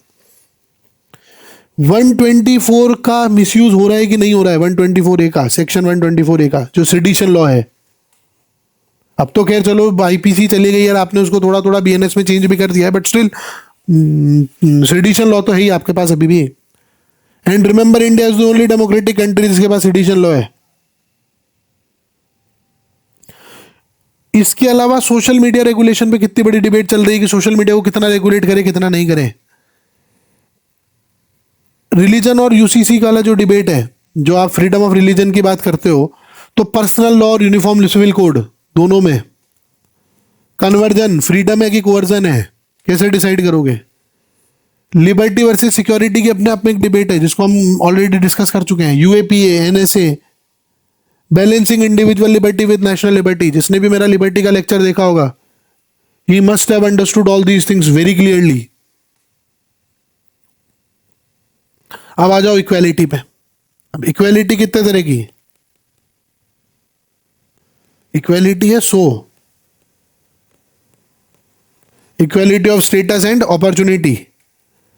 अब इक्वालिटी ऑफ स्टेटस का मतलब क्या है? इक्वालिटी ऑफ स्टेटस का मतलब है, देखो सोशल इक्वालिटी क्या होती है कि किसी भी तरह की कास्ट और रिलीजियस हायरार्की नहीं होनी चाहिए। मतलब कोई लीगल कास्ट सिस्टम इंडिया में एग्जिस्ट नहीं करना चाहिए। जैसे हमने टाइटल्स अबॉलिश करे थे कि सर है, ये राय बहादुर है, वो ब्रिटिश लेगेसी थी, उसको हमने खत्म करा था। तो अब इसको हमने कैसे खत्म करा? सबसे पहले तो हमने ये कहा कि भाई हर व्यक्ति लॉ की नजरों में बराबर है, हर व्यक्ति बराबर है। ठीक है, आपने भारत रत्न दिए, पद्म अवार्ड दिए, उसको आदमी लेता है, करता है, वो इसलिए क्योंकि वो उसने अचीव किया है यार। वो मेरे भाई Sachin Tendulkar gets the Bharat Ratna, but not Dhoni, Dravid, Saurav Ganguly और एनी अदर क्रिकेटर। तो it is the achievement of Saurav Ganguly, वो सचिन तेंदुलकर ना। बट इट डजेंट मीन कि सचिन तेंदुलकर जब भारत रत्न जीते और उसके बाद उन्होंने मतलब उनको भारत रत्न अवार्ड किया गया, उनको मिला, तो उसके बाद वो जाकर के कमरे में जब बैठते हैं ड्रेसिंग रूम में, तो वो कहें कि भाई मेरे लिए तो लाओ साहब रिक्लाइनर सोफा, और बाकी जो ये हैं कि और बाकी क्रिकेटर्स इनको जमीन पे बिठाओ। He can't do this thing ना। वो उनकी अचीवमेंट थी, उन्होंने उस क्रिकेट के लिए इतना कुछ किया, तो उसके लिए गवर्नमेंट ने उनको रिकॉग्नाइज किया, जो शायद उनसे बेटर कोई और नहीं कर पाया इस क्रिकेट के लिए। तो वो चीज अलग है। तो इक्वालिटी ऑफ स्टेटस की हमने इक्वालिटी दी है। भाई आपको भारत रत्न मिल गया, ठीक है, वो आपने अचीव किया, आपको हमने दे दिया, बट इट डजेंट मीन कि आप लगाए घूमोगे मैं भारत रत्न सचिन तेंदुलकर, मैं भारत रत्न सचिन तेंदुलकर, मैं भारत रत्न नहीं, फिर भारत रत्न ले लेंगे, फिर उसको आप शो ऑफ भी नहीं कर सकते हो। स्टेटस, अपॉर्चुनिटी, उस सब में आप स्टेटस में इक्वल हो, आप इंसान हो, वो भी इंसान है।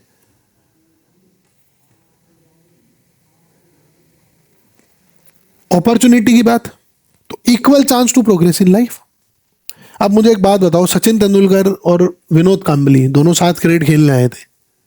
अब सचिन कहां पहुंच गए, कांबली कहां रह गए?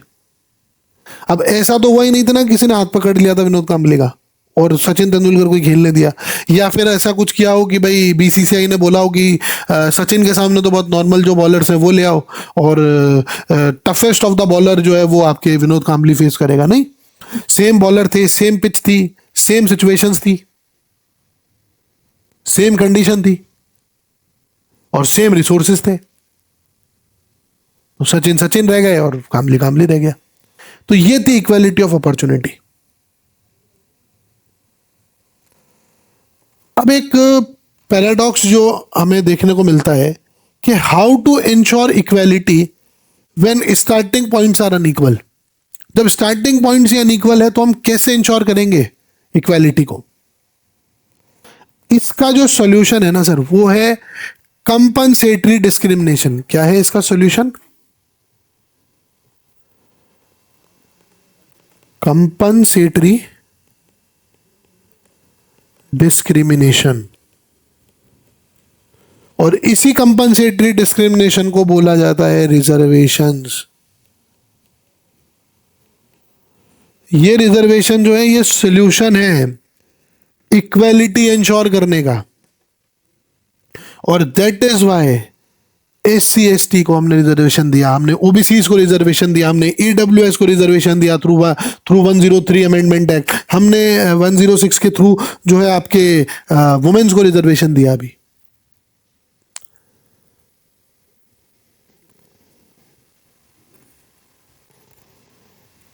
अब इसमें कुछ डिबेट्स भी आएंगी जब हम पढ़ेंगे इसको। पहली डिबेट तो ये आएगी इक्वालिटी वर्सेस इक्विटी की। दूसरी डिबेट आएगी मेरिट वर्सेस सोशल जस्टिस की, कि मेरिट जरूरी कि सोशल जस्टिस जरूरी। और उसके बाद एक लिमिट आएगी 50% की लिमिट, जो इंदिरा साहनी केस में 1992 में सुप्रीम कोर्ट ने लगाई थी कि 50% से ज्यादा आप रिजर्वेशन नहीं दे सकते। तो क्या ये ब्रीच हो रही है कि नहीं हो रही है? भाई आपने जब ईडब्ल्यूएस पे 10% दिया तो कहां से दिया? आपने किसी का लिया तो था ही नहीं, आपने तो उसी 50% में से दिया था। तो अब इफेक्टिवली रिजर्वेशन कितना हो गया है? 60%। और हॉरिजॉन्टल तो ये वर्टिकल तो पता नहीं कितना पहुंच चुका है। जब आप पीडब्ल्यूबीडी और वगैरह वगैरह जोड़ोगे तो कई स्टेट्स में तो ये रिजर्वेशन की जो पॉलिसी है ये 75-80% तक चली गई है। इस पे हम बात करेंगे कि ये क्या है क्या नहीं है। जुडिशियल जो मतलब हमारा इसमें प्रोनाउंसमेंट था इंदिरा साहनी केस में, उसमें उन्होंने ये कहा था कि reservations are okay but it should be maximum 50%। और उसमें उन्होंने क्रीमी लेयर को एक्सक्लूड करके चले थे वो लोग। उन्होंने कहा था कि जो बैकवर्ड क्लास है ना, उनको जो आप आइडेंटिफाई करोगे, you will identify them on the basis of social and educational backwardness and not economic. आप उनको इकोनॉमिक बेसिस पे नहीं करोगे कि भाई ये पैसों से गरीब है या अमीर है, आप उनको सोशल और एजुकेशनल बैकवर्डनेस के हिसाब से ही आइडेंटिफाई करोगे। अब इसी चीज को आप ये देखोगे कि जब इंदिरा साहनी केस में आपने बात बोली कि आप सोशल और एजुकेशन को देखोगे बैकग्राउंड में और इकोनॉमिक को नहीं देखोगे, पर जब ईडब्ल्यूएस का जजमेंट आया, जब ईडब्ल्यूएस रिजर्वेशन दिया गया और उसका जजमेंट आया, तो 3-2 की मेजॉरिटी से सुप्रीम कोर्ट ने इसको अपील किया। और ईडब्ल्यूएस का बेसिस ही क्या है? इसका नाम ही है economically weaker section. Economically weaker section, तो ये भी देखेंगे हम, ये क्या पैराडॉक्स है। अब आ जाओ फ्रेटर्निटी पे। फ्रेटर्निटी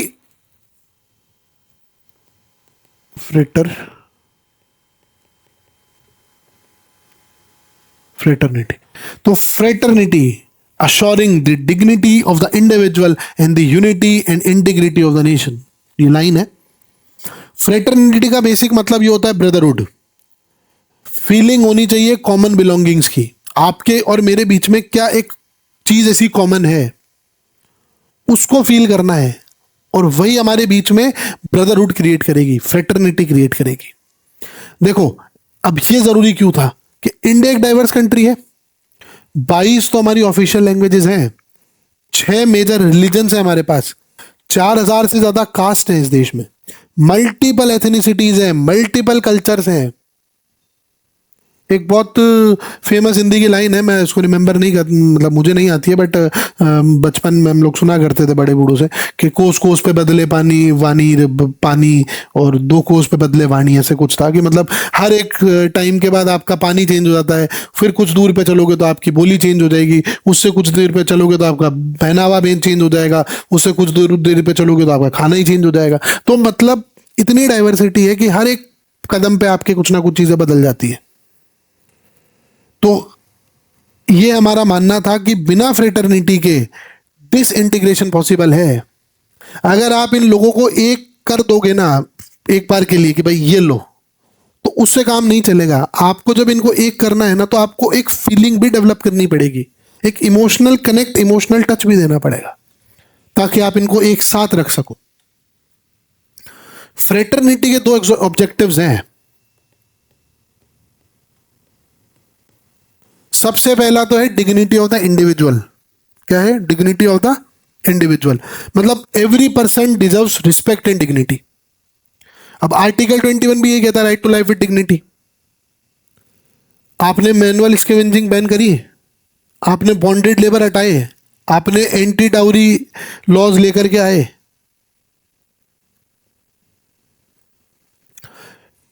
आपने ये बोला कि साहब आप जी लो, आपको अधिकार है जीने का। पर आपने देखा हो तो कुछ समय पहले एक न्यूज आई राजस्थान के अंदर, और ये राजस्थान के न्यूज़पेपर्स की फ्रंट हेडलाइन थी, और राजस्थान नहीं, वो उस समय देश के हर न्यूज़पेपर की हेडलाइन बनी थी। हेडलाइन ये बनी थी कि राजस्थान में आज भी एक ऐसा गांव एग्जिस्ट करता है कि जहां पर जब सो कोल्ड लोअर कास्ट के लोग निकल के जाते हैं वो सो कॉल्ड अपर कास्ट का गांव था। जब वहां से सो कॉल्ड लोअर कास्ट के लोग निकल के जाते हैं तो वो जो अपने पांव के चप्पल जूते हैं उनको अपने सर पे रख के लेके जाते हैं। ऐसा जीना भी कोई जीना है sir? This is right to life with dignity. अगर ये मतलब आपने उनको डिग्निटी कहाँ दी? वो जब ये चीज सोचते होंगे, आज जब मैंने ये चीज उस समय ये न्यूज पढ़ी तो मुझे ऐसा लगा, मैंने कहा यार हम किस देश में किस जमाने में हम जी रहे हैं। एक बहुत कॉमन सी प्रथा है जो मतलब मुझे नहीं पता और जगह पे, बट राजस्थान में बड़ी प्रोमिनेंट है कि during the time of menstruation जो वुमेन्स हैं, specifically the married ones, they were told to not to sleep on the bed, और basically not to sleep on bed with their husband. वो अलग से नीचे अपना गद्दा लगा के सोए। प्योरिटी एंड इम्प्योरिटी की डिबेट है ये। And in many households I have seen in my neighbourhood personally कि ये चीजें प्रेवलेंट है साहब आज भी आपके देश में।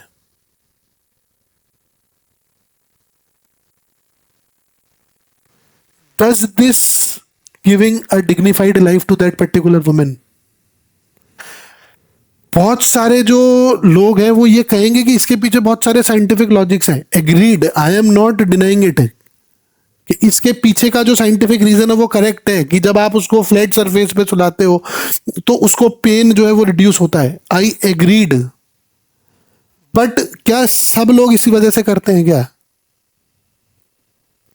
The day you imbibe this particular thing in the mindset of the Indians and then you will do it, it is okay. Here we are doing it because of scientific purposes.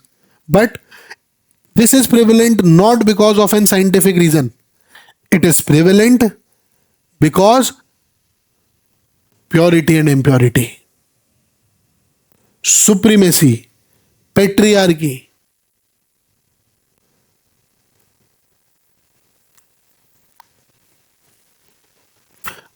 एक और चीज देखो, और I will request everybody कि आप भी इस चीज का ध्यान रखें कि वेन एवर यू गो, एक छोटू कल्चर चलता है और ये नॉर्थ साइड में बहुत ज्यादा है।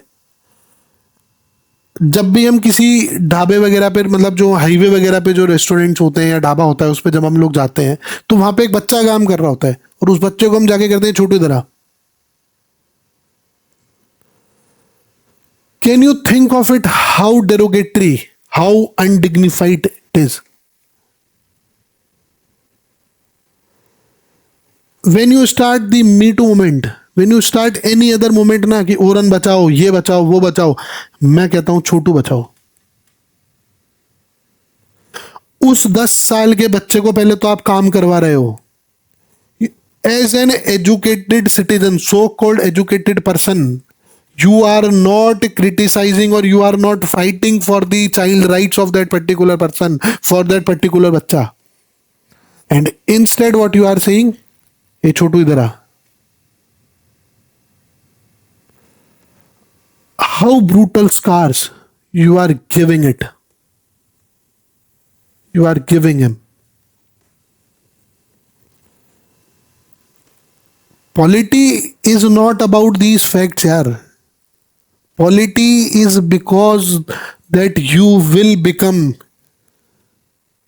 an informed and reasoned citizen. That is why this constitution is enacted. Laws तो government of India act, charter act में भी थे प्रोविजंस तो, पर why this Indian constitution and why for this particular, इस 500-400 पेज के किताब के लिए हम लड़े इतने साल। हमारे जो एंसेस्टर्स हैं, they have fighted, they sacrificed their lives. इस 400 पेज के पन्ने के लिए थोड़ी हमने किताब के लिए अपनी लाइफ सेक्रीफाइस करी थी। For all these emotional and practical चीज we have done it. and I will say कि yes, Indian constitution is copied until and unless these so-called educated persons will not understand the logic behind all these words mentioned in this constitution. और जब तक आप इस चीज को अपने अंदर नहीं उतारोगे, यस, ये सिर्फ एक कागज का टुकड़ा है. This constitution is not living और ऑर्गेनिक एंटिटी.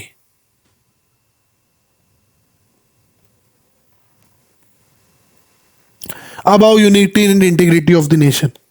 इस वर्ड पे ओरिजिनल वर्ड तो खाली यूनिटी था, इंटीग्रिटी 1976 में ऐड किया गया. अब रीजन हम पढ़ चुके हैं ऑलरेडी कि उस समय 1971 में बांग्लादेश की लिबरेशन वॉर हुई है. टेरिटोरियल इंटीग्रिटी एक बहुत बड़ा कंसर्न था ही. उसके बाद सेसिशनिस्ट मूवमेंट चल ही रहे थे नागालैंड, मिजोरम वगैरह के अंदर. तो टेरिटोरियल यूनिटी को एम्फेसाइज करने के लिए हमने इंटीग्रिटी वर्ड ऐड कर दिया. अच्छा, एक देखो आप, आर्टिकल 1 ये कहता है कि India that is Bharat shall be union of state. हमने कहीं पर भी फेडरेशन वर्ड को यूज नहीं किया है. अगर आप यूएस का कॉन्स्टिट्यूशन पढ़ोगे तो वहां पे आप पढ़ोगे फेडरेशन ऑफ स्टेट्स. आर्टिकल 1 जब हम पढ़ेंगे, इसके जो नेक्स्ट लेक्चर हम लेंगे यूनियन एंड टेरिटरीज वाला है इंडिया का, तो उसमें हम इसको बहुत डिटेल में पढ़ेंगे. मैं अपने 5 मिनट वेस्ट नहीं करूंगा अभी, क्योंकि और बहुत सारी चीजें अभी भी पेंडिंग है हमारे पास. बट ये आप अपने एक डिबेट ध्यान में रखिएगा. अब हम लोग यूनिटी और इंटीग्रिटी की जो बात कर रहे हैं, तो इस यूनिटी और इंटीग्रिटी को कुछ थ्रेट्स हैं हमारे पास. तो बिल्कुल है साहब. वो क्या है? सबसे पहला थ्रेट तो है रीजनलिज्म का, जब हम लिंग्विस्टिक एथनिक डिविजन्स की बात करते हैं. दूसरा है कम्युनलिज्म का, जब हम रिलीजियस कॉन्फ्लिक्ट्स की बात करते हैं, हिंदू मुस्लिम दंगे. कास्टिसिज्म, जब कास्ट बेस्ड डिवीजन हम करते हैं, जब हम दलित पॉलिटिक्स करते हैं तब. सेपरेटिज्म बहुत बड़ा इशू है, जब हम बात करते हैं कि कश्मीर अलग हो, नॉर्थ ईस्ट अलग हो जाए, वो चिकन नेक को काट दो. तो यूनिटी प्रमोट करने के कुछ तरीके भी होंगे, फिर जब प्रॉब्लम्स हैं तो सॉल्यूशन भी होंगे. तो पहला तो है linguistic states, because it accommodate diversity.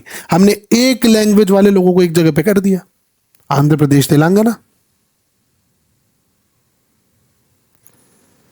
Bihar और झारखंड.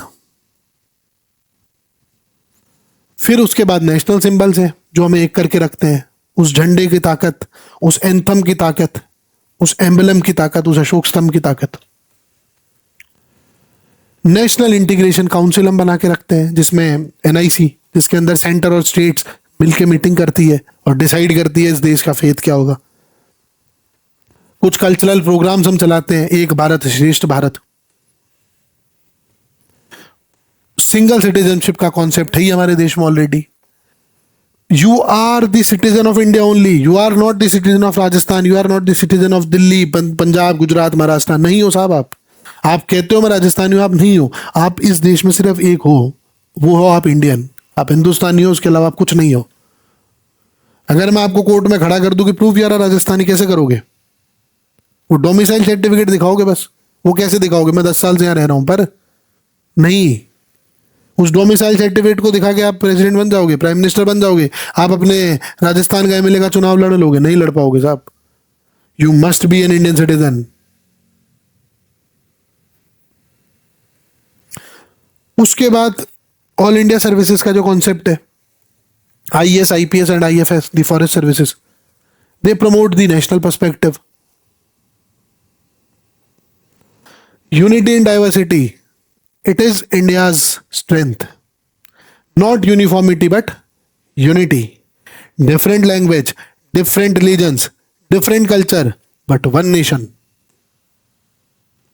तो ये थे 4 objectives, JLEF, justice, liberty, equality and fraternity. Jalebi को भूलना मत कभी. अब आते हैं मोस्ट इंपॉर्टेंट पार्ट पर, कि सुप्रीम कोर्ट ने इस प्रियम्बल को कैसे इंटरप्रेट किया है, और यही सबसे इंपॉर्टेंट पार्ट है. तो अब जो सबसे बड़ा क्वेश्चन आता है, वो क्वेश्चन क्या है कि इज प्रियम्बल पार्ट ऑफ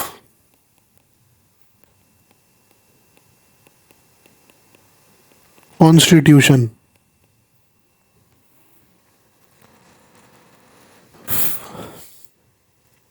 इसको स्टार्ट करते हैं बेरूबारी यूनियन केस से। इससे बेरूबारी यूनियन केस से। अब बेरूबारी वेस्ट बंगाल में एक जगह थी जो हमें पाकिस्तान को देनी थी, एक इशू चल रहा था ये। अब क्वेश्चन ये आया कि भाई इसको देने के लिए क्या कॉन्स्टिट्यूशन अमेंडमेंट करना पड़ेगा या नहीं करना पड़ेगा। अब इसमें साहब प्रियम्बल का रोल क्या है।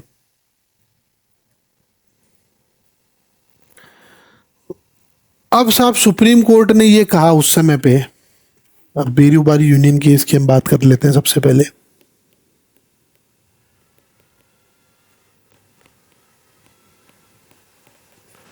उन्होंने बहुत स्ट्रिक्टली ये कह दिया कि प्रियम्बल जो है ना साहब, it is not part of constitution, वो कॉन्स्टिट्यूशन का हिस्सा ही नहीं है। It can not be a source of any substantive power और limitation, it is just a key to open the mind of the makers. क्या कह रही है सुप्रीम कोर्ट कि ये पार्लियामेंट प्रियम्बल जो है कॉन्स्टिट्यूशन का हिस्सा ही नहीं है साहब। तो अब जब ये हिस्सा ही नहीं है तो ये कैसे किसी चीज के लिए आपको सब्सटेंटिव पावर दे देगा या लिमिटेशंस प्रोवाइड कर देगा। ये क्या था, ये सिर्फ एक की थी to open the minds of the maker, ये एक चाबी थी बस दरवाजा खोलने के लिए कि भाई ये दाबी आपने दरवाजा, ये चाबी लगाई, दरवाजा खुल गया, उसके बाद फिर सोचना चालू करा है साहब आपके कॉन्स्टिट्यूशन मेकर्स ने, उसके अलावा कुछ ही नहीं है। अब ऐसा किस लिए कहा गया, कुछ तो रीजन होगा इसके पीछे भी। तो रीजन ये था कि जो कॉन्स्टिट्यूएंट असेंबली है, he didn't debate preamble as an article. उन्होंने हर आर्टिकल को डिस्कस किया है पर उन्होंने प्रियम्बल को डिस्कस ही नहीं किया।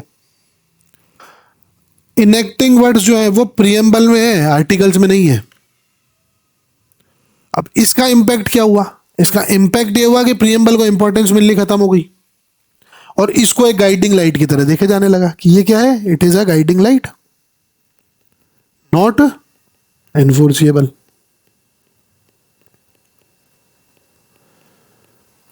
फिर साहब बात आती है केशवानंद भारती पे।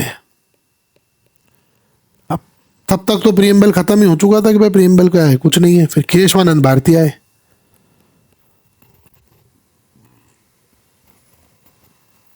1973 में। अब मुझे इसकी जरूर डेट याद रहती है, आप सब बताओगे इसकी डेट, बहुत स्पेशल डेट है और जिस व्यक्ति की जो डेट है रिलेटेड है उसको हम डिस्कस कर चुके हैं ऑलरेडी इस लेक्चर में ही। तो एक कमेंट सेक्शन में आप बताओगे मेरे को। ये सबसे इंपॉर्टेंट केस है इंडिया की कॉन्स्टिट्यूशनल हिस्ट्री का। केरला जो गवर्नमेंट थी ना, वो कुछ मोनेस्ट्री लैंड्स थी, उनको एक्वायर करना चाह रही थी। तो जो वहां के महंत थे वो कोर्ट में चले गए। अब उसमें एक चैलेंज ये किया गया कि क्या पार्लियामेंट जो है वो फंडामेंटल राइट्स को अमेंड कर सकती है क्या। एक डिबेट चली उस समय उस पर्टिकुलर केस में कि अमेंडमेंट पावर का आखिर स्कोप है क्या अंडर आर्टिकल 368, आप ये समझाओ। तो एक 13 जज बेंच बैठी, आज तक की हाईएस्ट जजेस बेंच है ये, इससे बड़ी बेंच ही नहीं बैठी आज तक कभी। उसमें ये कहा गया पहले तो कैटेगोरिकली कि साहब जो बेरूबारी में सुप्रीम कोर्ट ने कहा था वो गलत था। Preamble is part of constitution. Preamble क्या है, पार्ट ऑफ कॉन्स्टिट्यूशन है and it can be amended under article 368। इसको अमेंड करा जा सकता है अंडर आर्टिकल 368। उसके साथ एक और बात कही गई कि it is also a source, इसको सोर्स भी माना गया किस चीज का, टू डिटरमाइन दैट, जब भी हम ये डिटरमाइन करेंगे कि बेसिक स्ट्रक्चर है क्या, तो उस समय पे एज अ सोर्स हम इसको भी यूज कर सकते हैं प्रियम्बल को, ये देखने के लिए कि क्या ये चीज बेसिक स्ट्रक्चर का पार्ट है कि नहीं। उसके लिए हम प्रियम्बल को भी एज अ सोर्स यूज कर सकते हैं। तो अब इसके लिए रीजन क्या दिया गया, तो रीजन ये दिया गया कि प्रियम्बल जो है it embodies the philosophy of the constitution. भाई साहब आप पहले ये कह रहे थे कि गाइडिंग लाइट है, इसको डिबेट नहीं किया गया, ये एक की थी to open the mind of the maker, वो ठीक है। पर उन्होंने केशवानंद भारती केस में ये बोला कोर्ट ने कि भाई साहब it embodies the philosophy, the very philosophy of the constitution यार। तो हाउ कैन यू से कि it is not the part of the constitution? ये फिलॉसफी है साहब उस पर्टिकुलर कॉन्स्टिट्यूशन की। ये अदर चीजों को इंटरप्रेट करने की एक चाबी है भाई। आपने जब उस समय ये कहा था कि इसने चाबी खोली, अब मुझे एक बात बताओ, अगर ये प्रियम्बल आके चाबी नहीं खोलता, ये चाबी मतलब ताला ही नहीं खोलती, तो तुम क्या सोच लेते, क्या कॉन्स्टिट्यूशन बना लेते? तो आपने उस चाबी की तो इंपॉर्टेंस ही खत्म कर दी। अगर वो चाबी नहीं होती तो ताला कैसे खोलते? अब ताला नहीं खोलते तो फिर इतने सब प्रोविजन कहां से लाते? 395 आर्टिकल जो उस समय लिखे थे वो कैसे लिख लेते फिर, अगर वो ताला ही नहीं खुलता तो? ये जो वर्ड्स इसमें लिखे हैं ना, sovereign, socialist, secular, democratic, Republic, ये सब बेसिक फीचर्स हैं इसके। ऑल्दो 1973 में आपके सेक्युलर और सोशलिस्ट वर्ड नहीं था, बट स्टिल कोर्ट ने कहा था कि सेक्युलर इंडिया बाय नेचर है, लिखने की जरूरत है नहीं।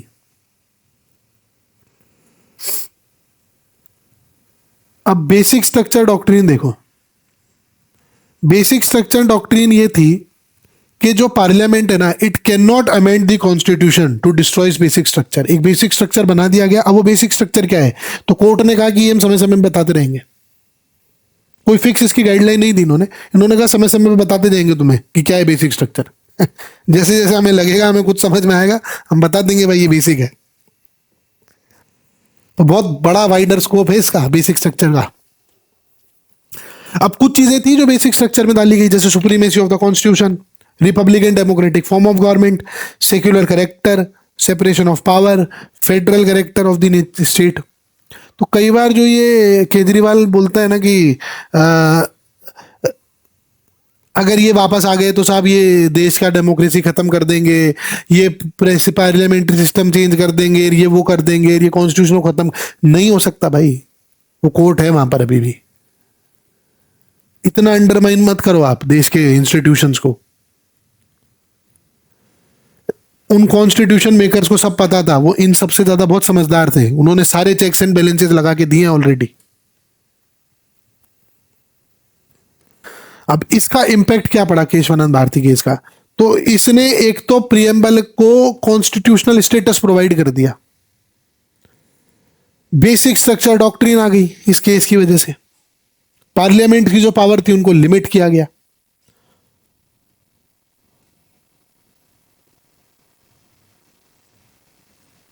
अब साहब आप ये देखो कि इन सब चीजों से हमें एक चीज तो ये पता चल गई कि प्रियम्बल कॉन्स्टिट्यूशन का पार्ट है। पर अगर वो ये कहता है कि in Berubari case the court has said that कि preamble is part of constitution, तो कह दोगे आपकी प्रियम्बल पार्ट है कॉन्स्टिट्यूशन का, बस। तो फिर अब आ जाओ, कैन प्रियम्बल बी अमेंडेड और नॉट? तो भाई 1976 पढ़ते ही आ रहे हो, सोशलिस्ट और सेक्युलर, तब से हटा नहीं है ना, आप पढ़ ही रहे हो अभी भी, तो इसका मतलब अमेंडमेंट तो हो सकता है। कॉन्स्टिट्यूशनल स्टेटस दे ही दिया है केशवानंद भारती केस में, कह ही दिया है कोर्ट ने कि yes it can be amended under article 368 as it is the part of the basic structure and it is a source to determine the basic structure.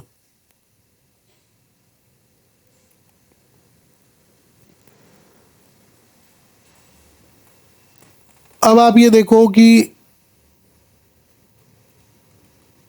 अगर मान लो कल को पार्लियामेंट ये ट्राई करे भाई, जैसे हमने ये कहा कि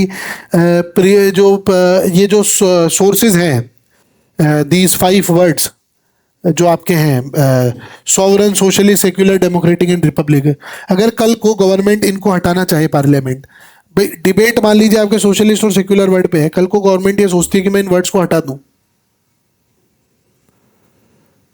तो क्या हटा सकती है? अब मेरे हिसाब से तो नहीं हटा सकती, अनकॉन्स्टिट्यूशनल हो जाएगा ये, क्योंकि इनको हटाने का मतलब ये है कि आप बेसिक स्ट्रक्चर को डिस्ट्रॉय कर रहे हो।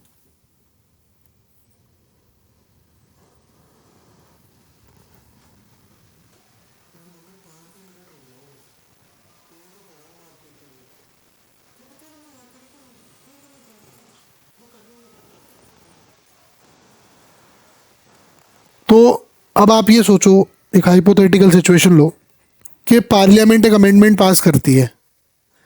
अब वो डेमोक्रेटिक जो चीज है हमारी डेमोक्रेसी, उसको हटा करके और ये कहती है कि आज से इंडिया डिक्टेटरशिप है, जो केजरीवाल कहता है, या फिर हम रिपब्लिक हटा रहे हैं और मोनार्की बना रहे हैं।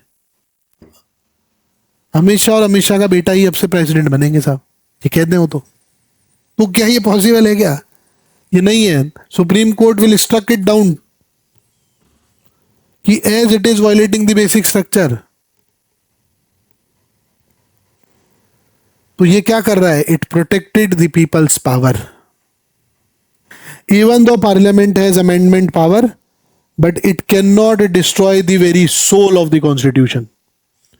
वर्ड्स हटा तो कोई समस्या नहीं है, आप फिर से कह दो कि भाई ओरिजिनल कॉन्स्टिट्यूशन में 2 वर्ड नहीं थे, हम नहीं रखेंगे, मत रखो ना, क्या फर्क पड़ रहा है?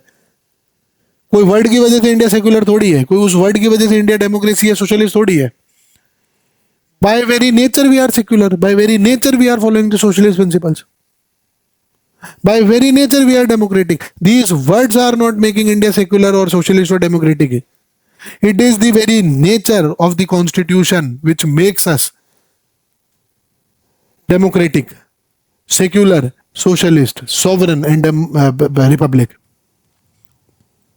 कोई उन शब्दों से थोड़ी है हम।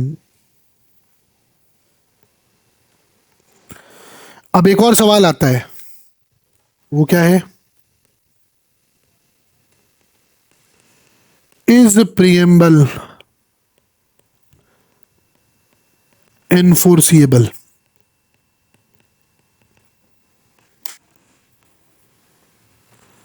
अब एनफोर्सिएबल कहां होगा? कोर्ट्स में ही होगा ऑब्वियसली। तो preamble itself can not be directly enforced, ये आप याद रखोगे, रूल दे रहा हूं मैं आपको एक। But it can be used as an interpretation tool. When in Kesavananda Bharati case the supreme court has said that the preamble can be work as an source to determine the basic structure. तो court ये कह रही है कि we can refer the preamble, जब हमें कुछ फैसला लेना होगा, जब हमें कुछ काम करना होगा, तो we can refer the preamble. But आप जाके ये नहीं कह सकते हो, मैं और आप एज एन सिटीजन, कि साहब प्रीएम्बल में ये लिखा है और आप इसको जाके फॉलो करो, आप लागू कराओ। You can not do that, peoples can do that, but court can utilise the principles of preamble.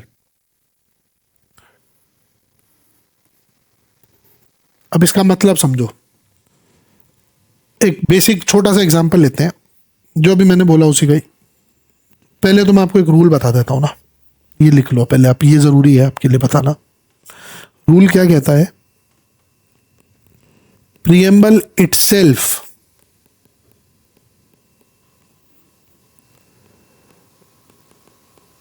Direct enforce नहीं करा सकता, but it can use as interpretation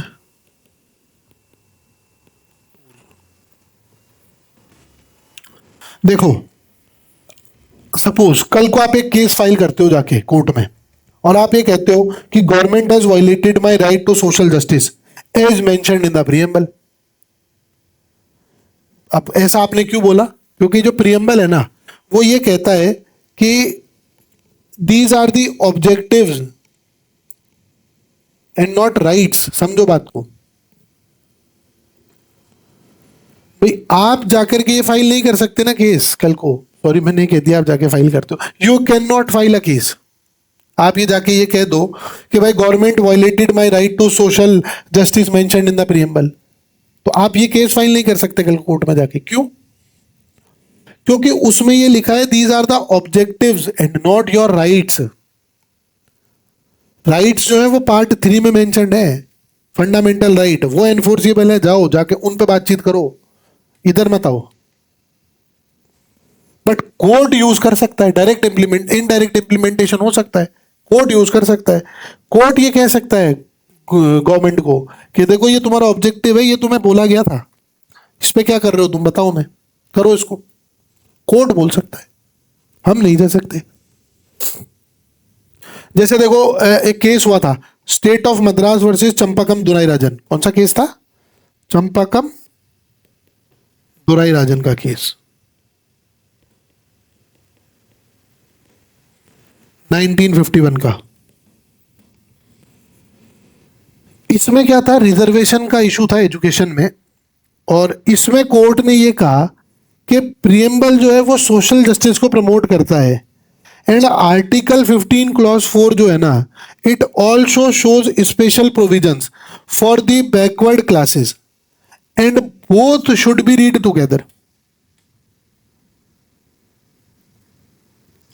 ऐसे ही एक और केस हुआ, LIC versus consumer education and research centre का। तो आप तो सिर्फ इतना याद रखो, LIC ऑफ इंडिया का केस था ये।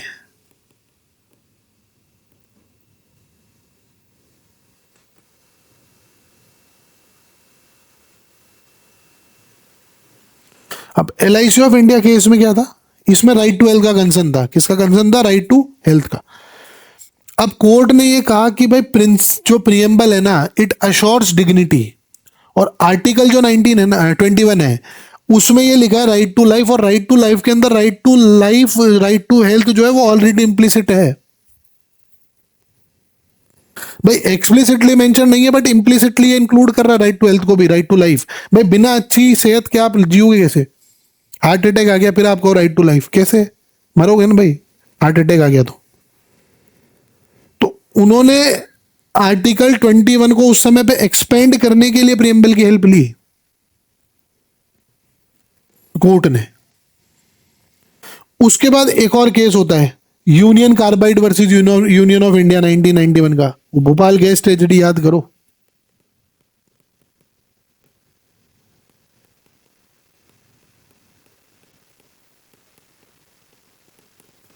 LIC का केस कब हुआ था? 1995 में।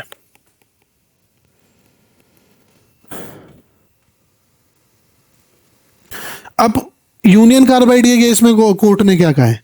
कोर्ट ये कह रहा है कि जो प्रियम्बल है ना, प्रियम्बल का एक गोल है सोशल और इकोनॉमिक जस्टिस प्रोवाइड करना है उसको। तो जो विक्टिम्स है ना, दे डिजर्व्स एडुक्वेट कंपनसेशन। भाई उनको जो भी नुकसान हुआ है उस पर्टिकुलर ट्रेजेडी की वजह से, it is their right to get the adequate compensation. तो इसीलिए हम एक बात कह सकते हैं इन सब चीजों से कि जो प्रियम्बल है ना, it is the spirit of the constitution. ये क्या है? It is the spirit of the constitution. और वहीं जो आपके आर्टिकल्स हैं वो क्या है? They are the body of the constitution. When articles are interpreted, spirit guide the interpretation. जब आर्टिकल्स को इंटरप्रेट किया जाता है तो उस इंटरप्रिटेशन को कौन गाइड करता है? वो स्पिरिट गाइड करता है। फॉर एग्जाम्पल, ये एक पर्टिकुलर व्यक्ति की बॉडी है,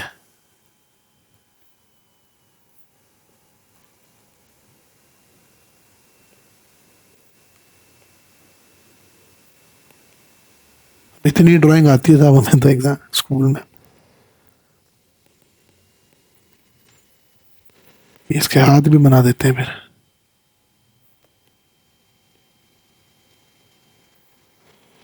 अब साहब ये देखो आप, ये जो बॉडी है ना, ये तो है आर्टिकल्स। अब आपने इस बोला इस बॉडी को कि इधर चल, अगर ये व्यक्ति मरा हुआ है तो चल लेगा, पर इसके अंदर अगर आत्मा है, इसके अंदर अगर सोल है, इसके अंदर स्पिरिट है, इसका ये जो हार्ट है ना यहां पे, ये हार्ट अगर काम कर रहा है, ये ब्लड अगर इसकी बॉडी में फ्लो कर रहा है, तो ये बॉडी काम करेगी। तो अब ये जो काम करा रहा है ना, ये सोल, ये स्पिरिट, ये हार्ट, ये सब क्या है? ये ब्लड, ये प्रियम्बल है।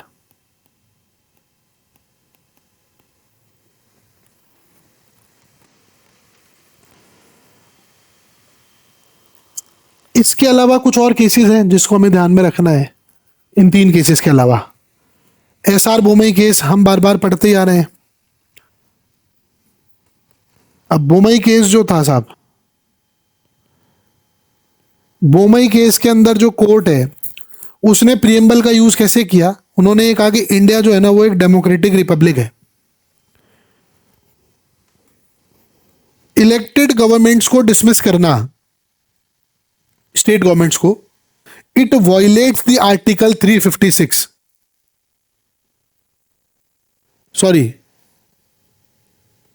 इंडिया जो है वो एक डेमोक्रेटिक रिपब्लिक कंट्री है, और वो ये कह रहे थे कि जो आप स्टेट गवर्नमेंट्स को डिसमिस कर देते हो ना आर्टिकल 356 का यूज करके, तो ये जो डिसमिसल है ना उन गवर्नमेंट्स का अंडर आर्टिकल 356, ये कॉन्स्टिट्यूशन में जो ये प्रियम्बल है, इस प्रियम्बल का जो ये वर्ड्स है ना डेमोक्रेटिक और रिपब्लिक, इस स्पिरिट को ये वायलेट कर रहा है। So article 356 should be use sparingly. इसको बहुत ढंग से यूज करना है आपको, बहुत केयरफुली आपको यूज करना है इसका। और इसका जो इंपैक्ट हुआ केस का वो ये हुआ कि एक गाइडलाइंस इशू करी गई कि प्रेसिडेंट रूल आप कैसे लगा सकते हो इसके लिए। उसके अलावा एक और केस था, इंदिरा गांधी वर्सेस राजनारायण केस। कौन सा? Indira Gandhi versus Rajnarayan case.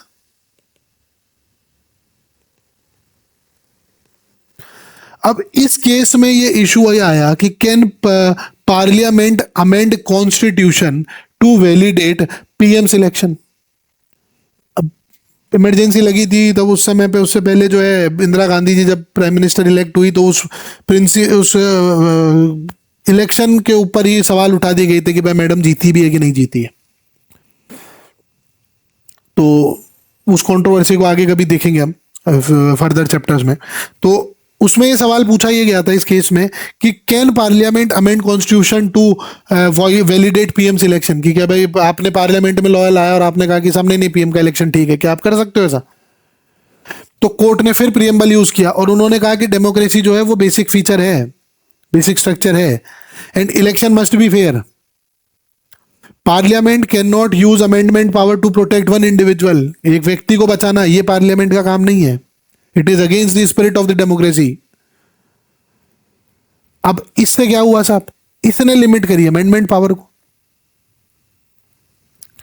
अब एक और केस आया इसके बाद, मिनर्वा मिल केस।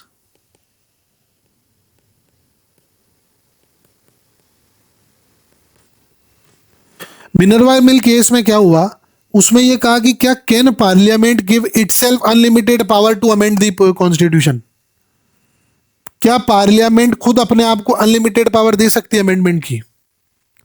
तो अब साहब 42nd अमेंडमेंट जो था वो ये कहता है कि parliament can amend any part of the constitution including basic structure.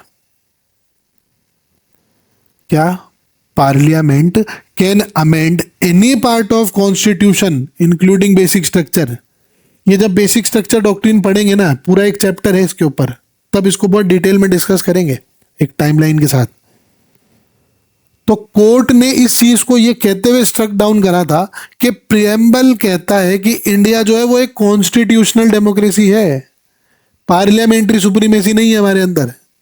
And what does constitutional democracy means, कि कॉन्स्टिट्यूशन सुप्रीम है, पार्लियामेंट सुप्रीम नहीं है। अनलाइक ब्रिटेन जो हम पढ़ते आ रहे हैं उसका प्रैक्टिकल एप्लीकेशन देखो आप।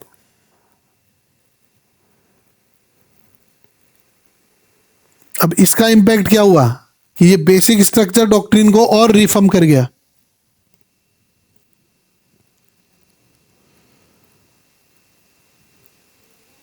अब एक छोटी सी समरी मैं आपको दे रहा हूं एंड इसके बाद वी हैव, अब हम बस इस पर्टिकुलर चैप्टर के एंड पे ही हैं।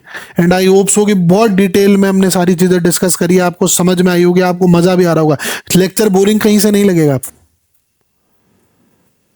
सबसे पहले देखो 1960 बेरूबारी क्या बोलता है कि preamble not part of constitution. फिर आता है 1973 केशवानंद, ये क्या कहता है कि it is part of constitution और बेसिक स्ट्रक्चर भी अप्लाई करता है। फिर आपके 1976 आया, 42nd अमेंडमेंट एक्ट किया गया, जिसमें गवर्नमेंट क्या कहती है, प्रियम्बल को हम अमेंड कर रहे हैं, तो प्रियम्बल को उन्होंने अमेंड भी कर दिया। फिर 1980 के अंदर मिनर्वा मिल का केस हुआ। अब मिनर्वा मिल के अंदर जिस पार्लियामेंट को आपने पहले अमेंड किया था ना, कोर्ट ये कहता है 1980s मिनर्वा मिल केस में कि प्रियम्बल का ही हम यूज करेंगे to limit your power, to limit your power to amend. और फिर एक आता है 1994 के अंदर बोमई केस। बोमई केस क्या कहता है कि प्रीएम्बल जो है ना, it has been use to protect democracy. तो अब अगर हम करंट स्टेटस देखें,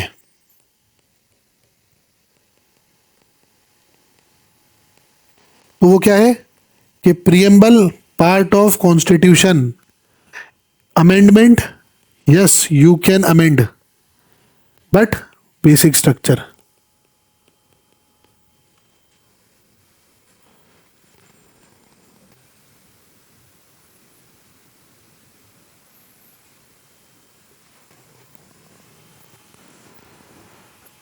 उसके बाद आओ, क्या ये एनफोर्सिएबल है?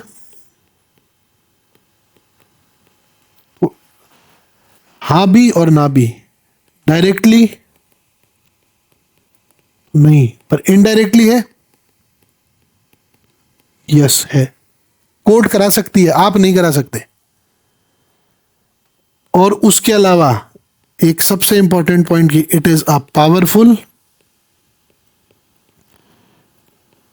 Interpretative tool.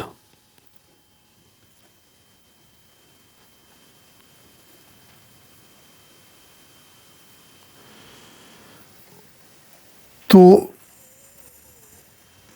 from now with this particular summary we have come to an end। देखो, सबसे पहले तो हमने ये पढ़ा इन 2 लेक्चर्स के अंदर कि एक सब्जेक्ट को हमने इंट्रोडक्शन दिया कि पॉलिटी और पॉलिटिक्स है क्या। फिर हमने ये देखा कि आप कोई भी एग्जाम दे लो, इस पर्टिकुलर सब्जेक्ट का वेटेज रहेगा ही रहेगा।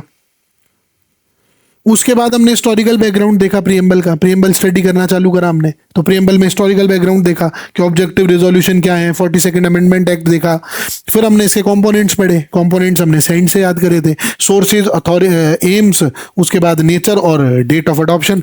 तो सोर्स हमने देखा कि वी द पीपल, फिर हमने एम्स में देखा JLEF है, नेचर हमने देखा SSSR है, sovereign socialist secular democratic Republic, और डेट हमने देखी नवंबर 26 1949 और 1 जनवरी 26 1950।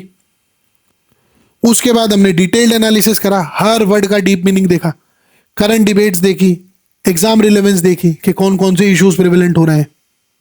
उसके बाद हमने जुडिशियल इंटरप्रिटेशंस देखी कि बेरुबारी के अंदर बोला नहीं है पार्ट, केशवानंद में बोला कि पार्ट है। उसके बाद अमेंड कर सकते हैं बट डिस्ट्रॉय नहीं कर सकते बेसिक स्ट्रक्चर को, एक इंटरप्रिटेटिव टूल है, डायरेक्टली इन्फोर्सेबल नहीं है, इनडायरेक्टली है। अब हम प्रीएम्बल पूरे तरीके से कंप्लीट कर चुके हैं। आप ये लेक्चर देखो, इसके मैं आपको नोट्स दूंगा, उन नोट्स को आप पढ़ो। अगर आपका एग्जाम डिमांड करता है फैक्ट, तो साहब फैक्ट कहीं कम नहीं है, इससे ज्यादा कोई फैक्ट आपके काम का नहीं है। जो थोड़ा बहुत फैक्ट है ना कि हाथी वाती ये सब जो कहाँ बना है, पिक्टोरियल किसने करा, रान वो प्रेम बिहारी रायजादा वगैरह, ये सब जो नाम है ये आपको नोट्स में मिल जाएंगे। फैक्ट कहीं कम नहीं पड़ने वाला, फैक्ट पूरा पूरा है इसके अंदर, कहीं आपको इसमें कमती बत्ती नहीं मिलेगी। एनालिसिस तो मोर देन इनफ है साहब इसका। जहां जहां पे चीजों को छोड़ा भी है ना, वो इसलिए छोड़ा है कि आगे आएगी वो चीजें, वहां पर उसका रिलेवेंस ज्यादा रहेगा, इसलिए छोड़ा है उन चीजों को। अब आपका जो काम रहेगा ना, वो ये रहेगा कि आप पहले तो इस लेक्चर को ढंग से सुनो, उसके बाद आप नोट्स पढ़ो, और नोट्स को पढ़ने के बाद आप एक नोट्स खुद के 1 पेज नोट्स बनाओ, जिसके अंदर सिर्फ आपके काम काम की बातें रहेगी। इस तरीके से ये 1 पेजर नोट्स कहलाते हैं। ठीक। तो प्रियम्बल के लेक्चर को तो यही ख़त्म करते हैं अब हम।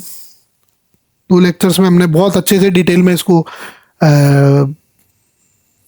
डिस्कस किया है। मुझे ख़त्म करते हुए बड़ी खुशी हो रही है। मैं एक बहुत हैप्पी नोट पे इसको ख़त्म कर रहा हूँ। तो आई होप सो कि मैंने बड़ा दिल से इसको पढ़ाया तो आपको भी अच्छा लगेगा। बहुत मैंने एग्जांपल्स यूज़ लिए हैं, मैंने मतलब हर चीज़ को आपके लिए सिंप्लीफाई करने की कोशिश करी है और हर चीज़ को मैंने करंट से भी लिंक करके आपको बताया है। तो आई होप सो आपको ये लेक्चर अच्छा लगा होगा। So please like, share and subscribe. अपने और दोस्तों के साथ इसको शेयर करो अगर आपको लगता है कि ये उनके काम आ सकता है।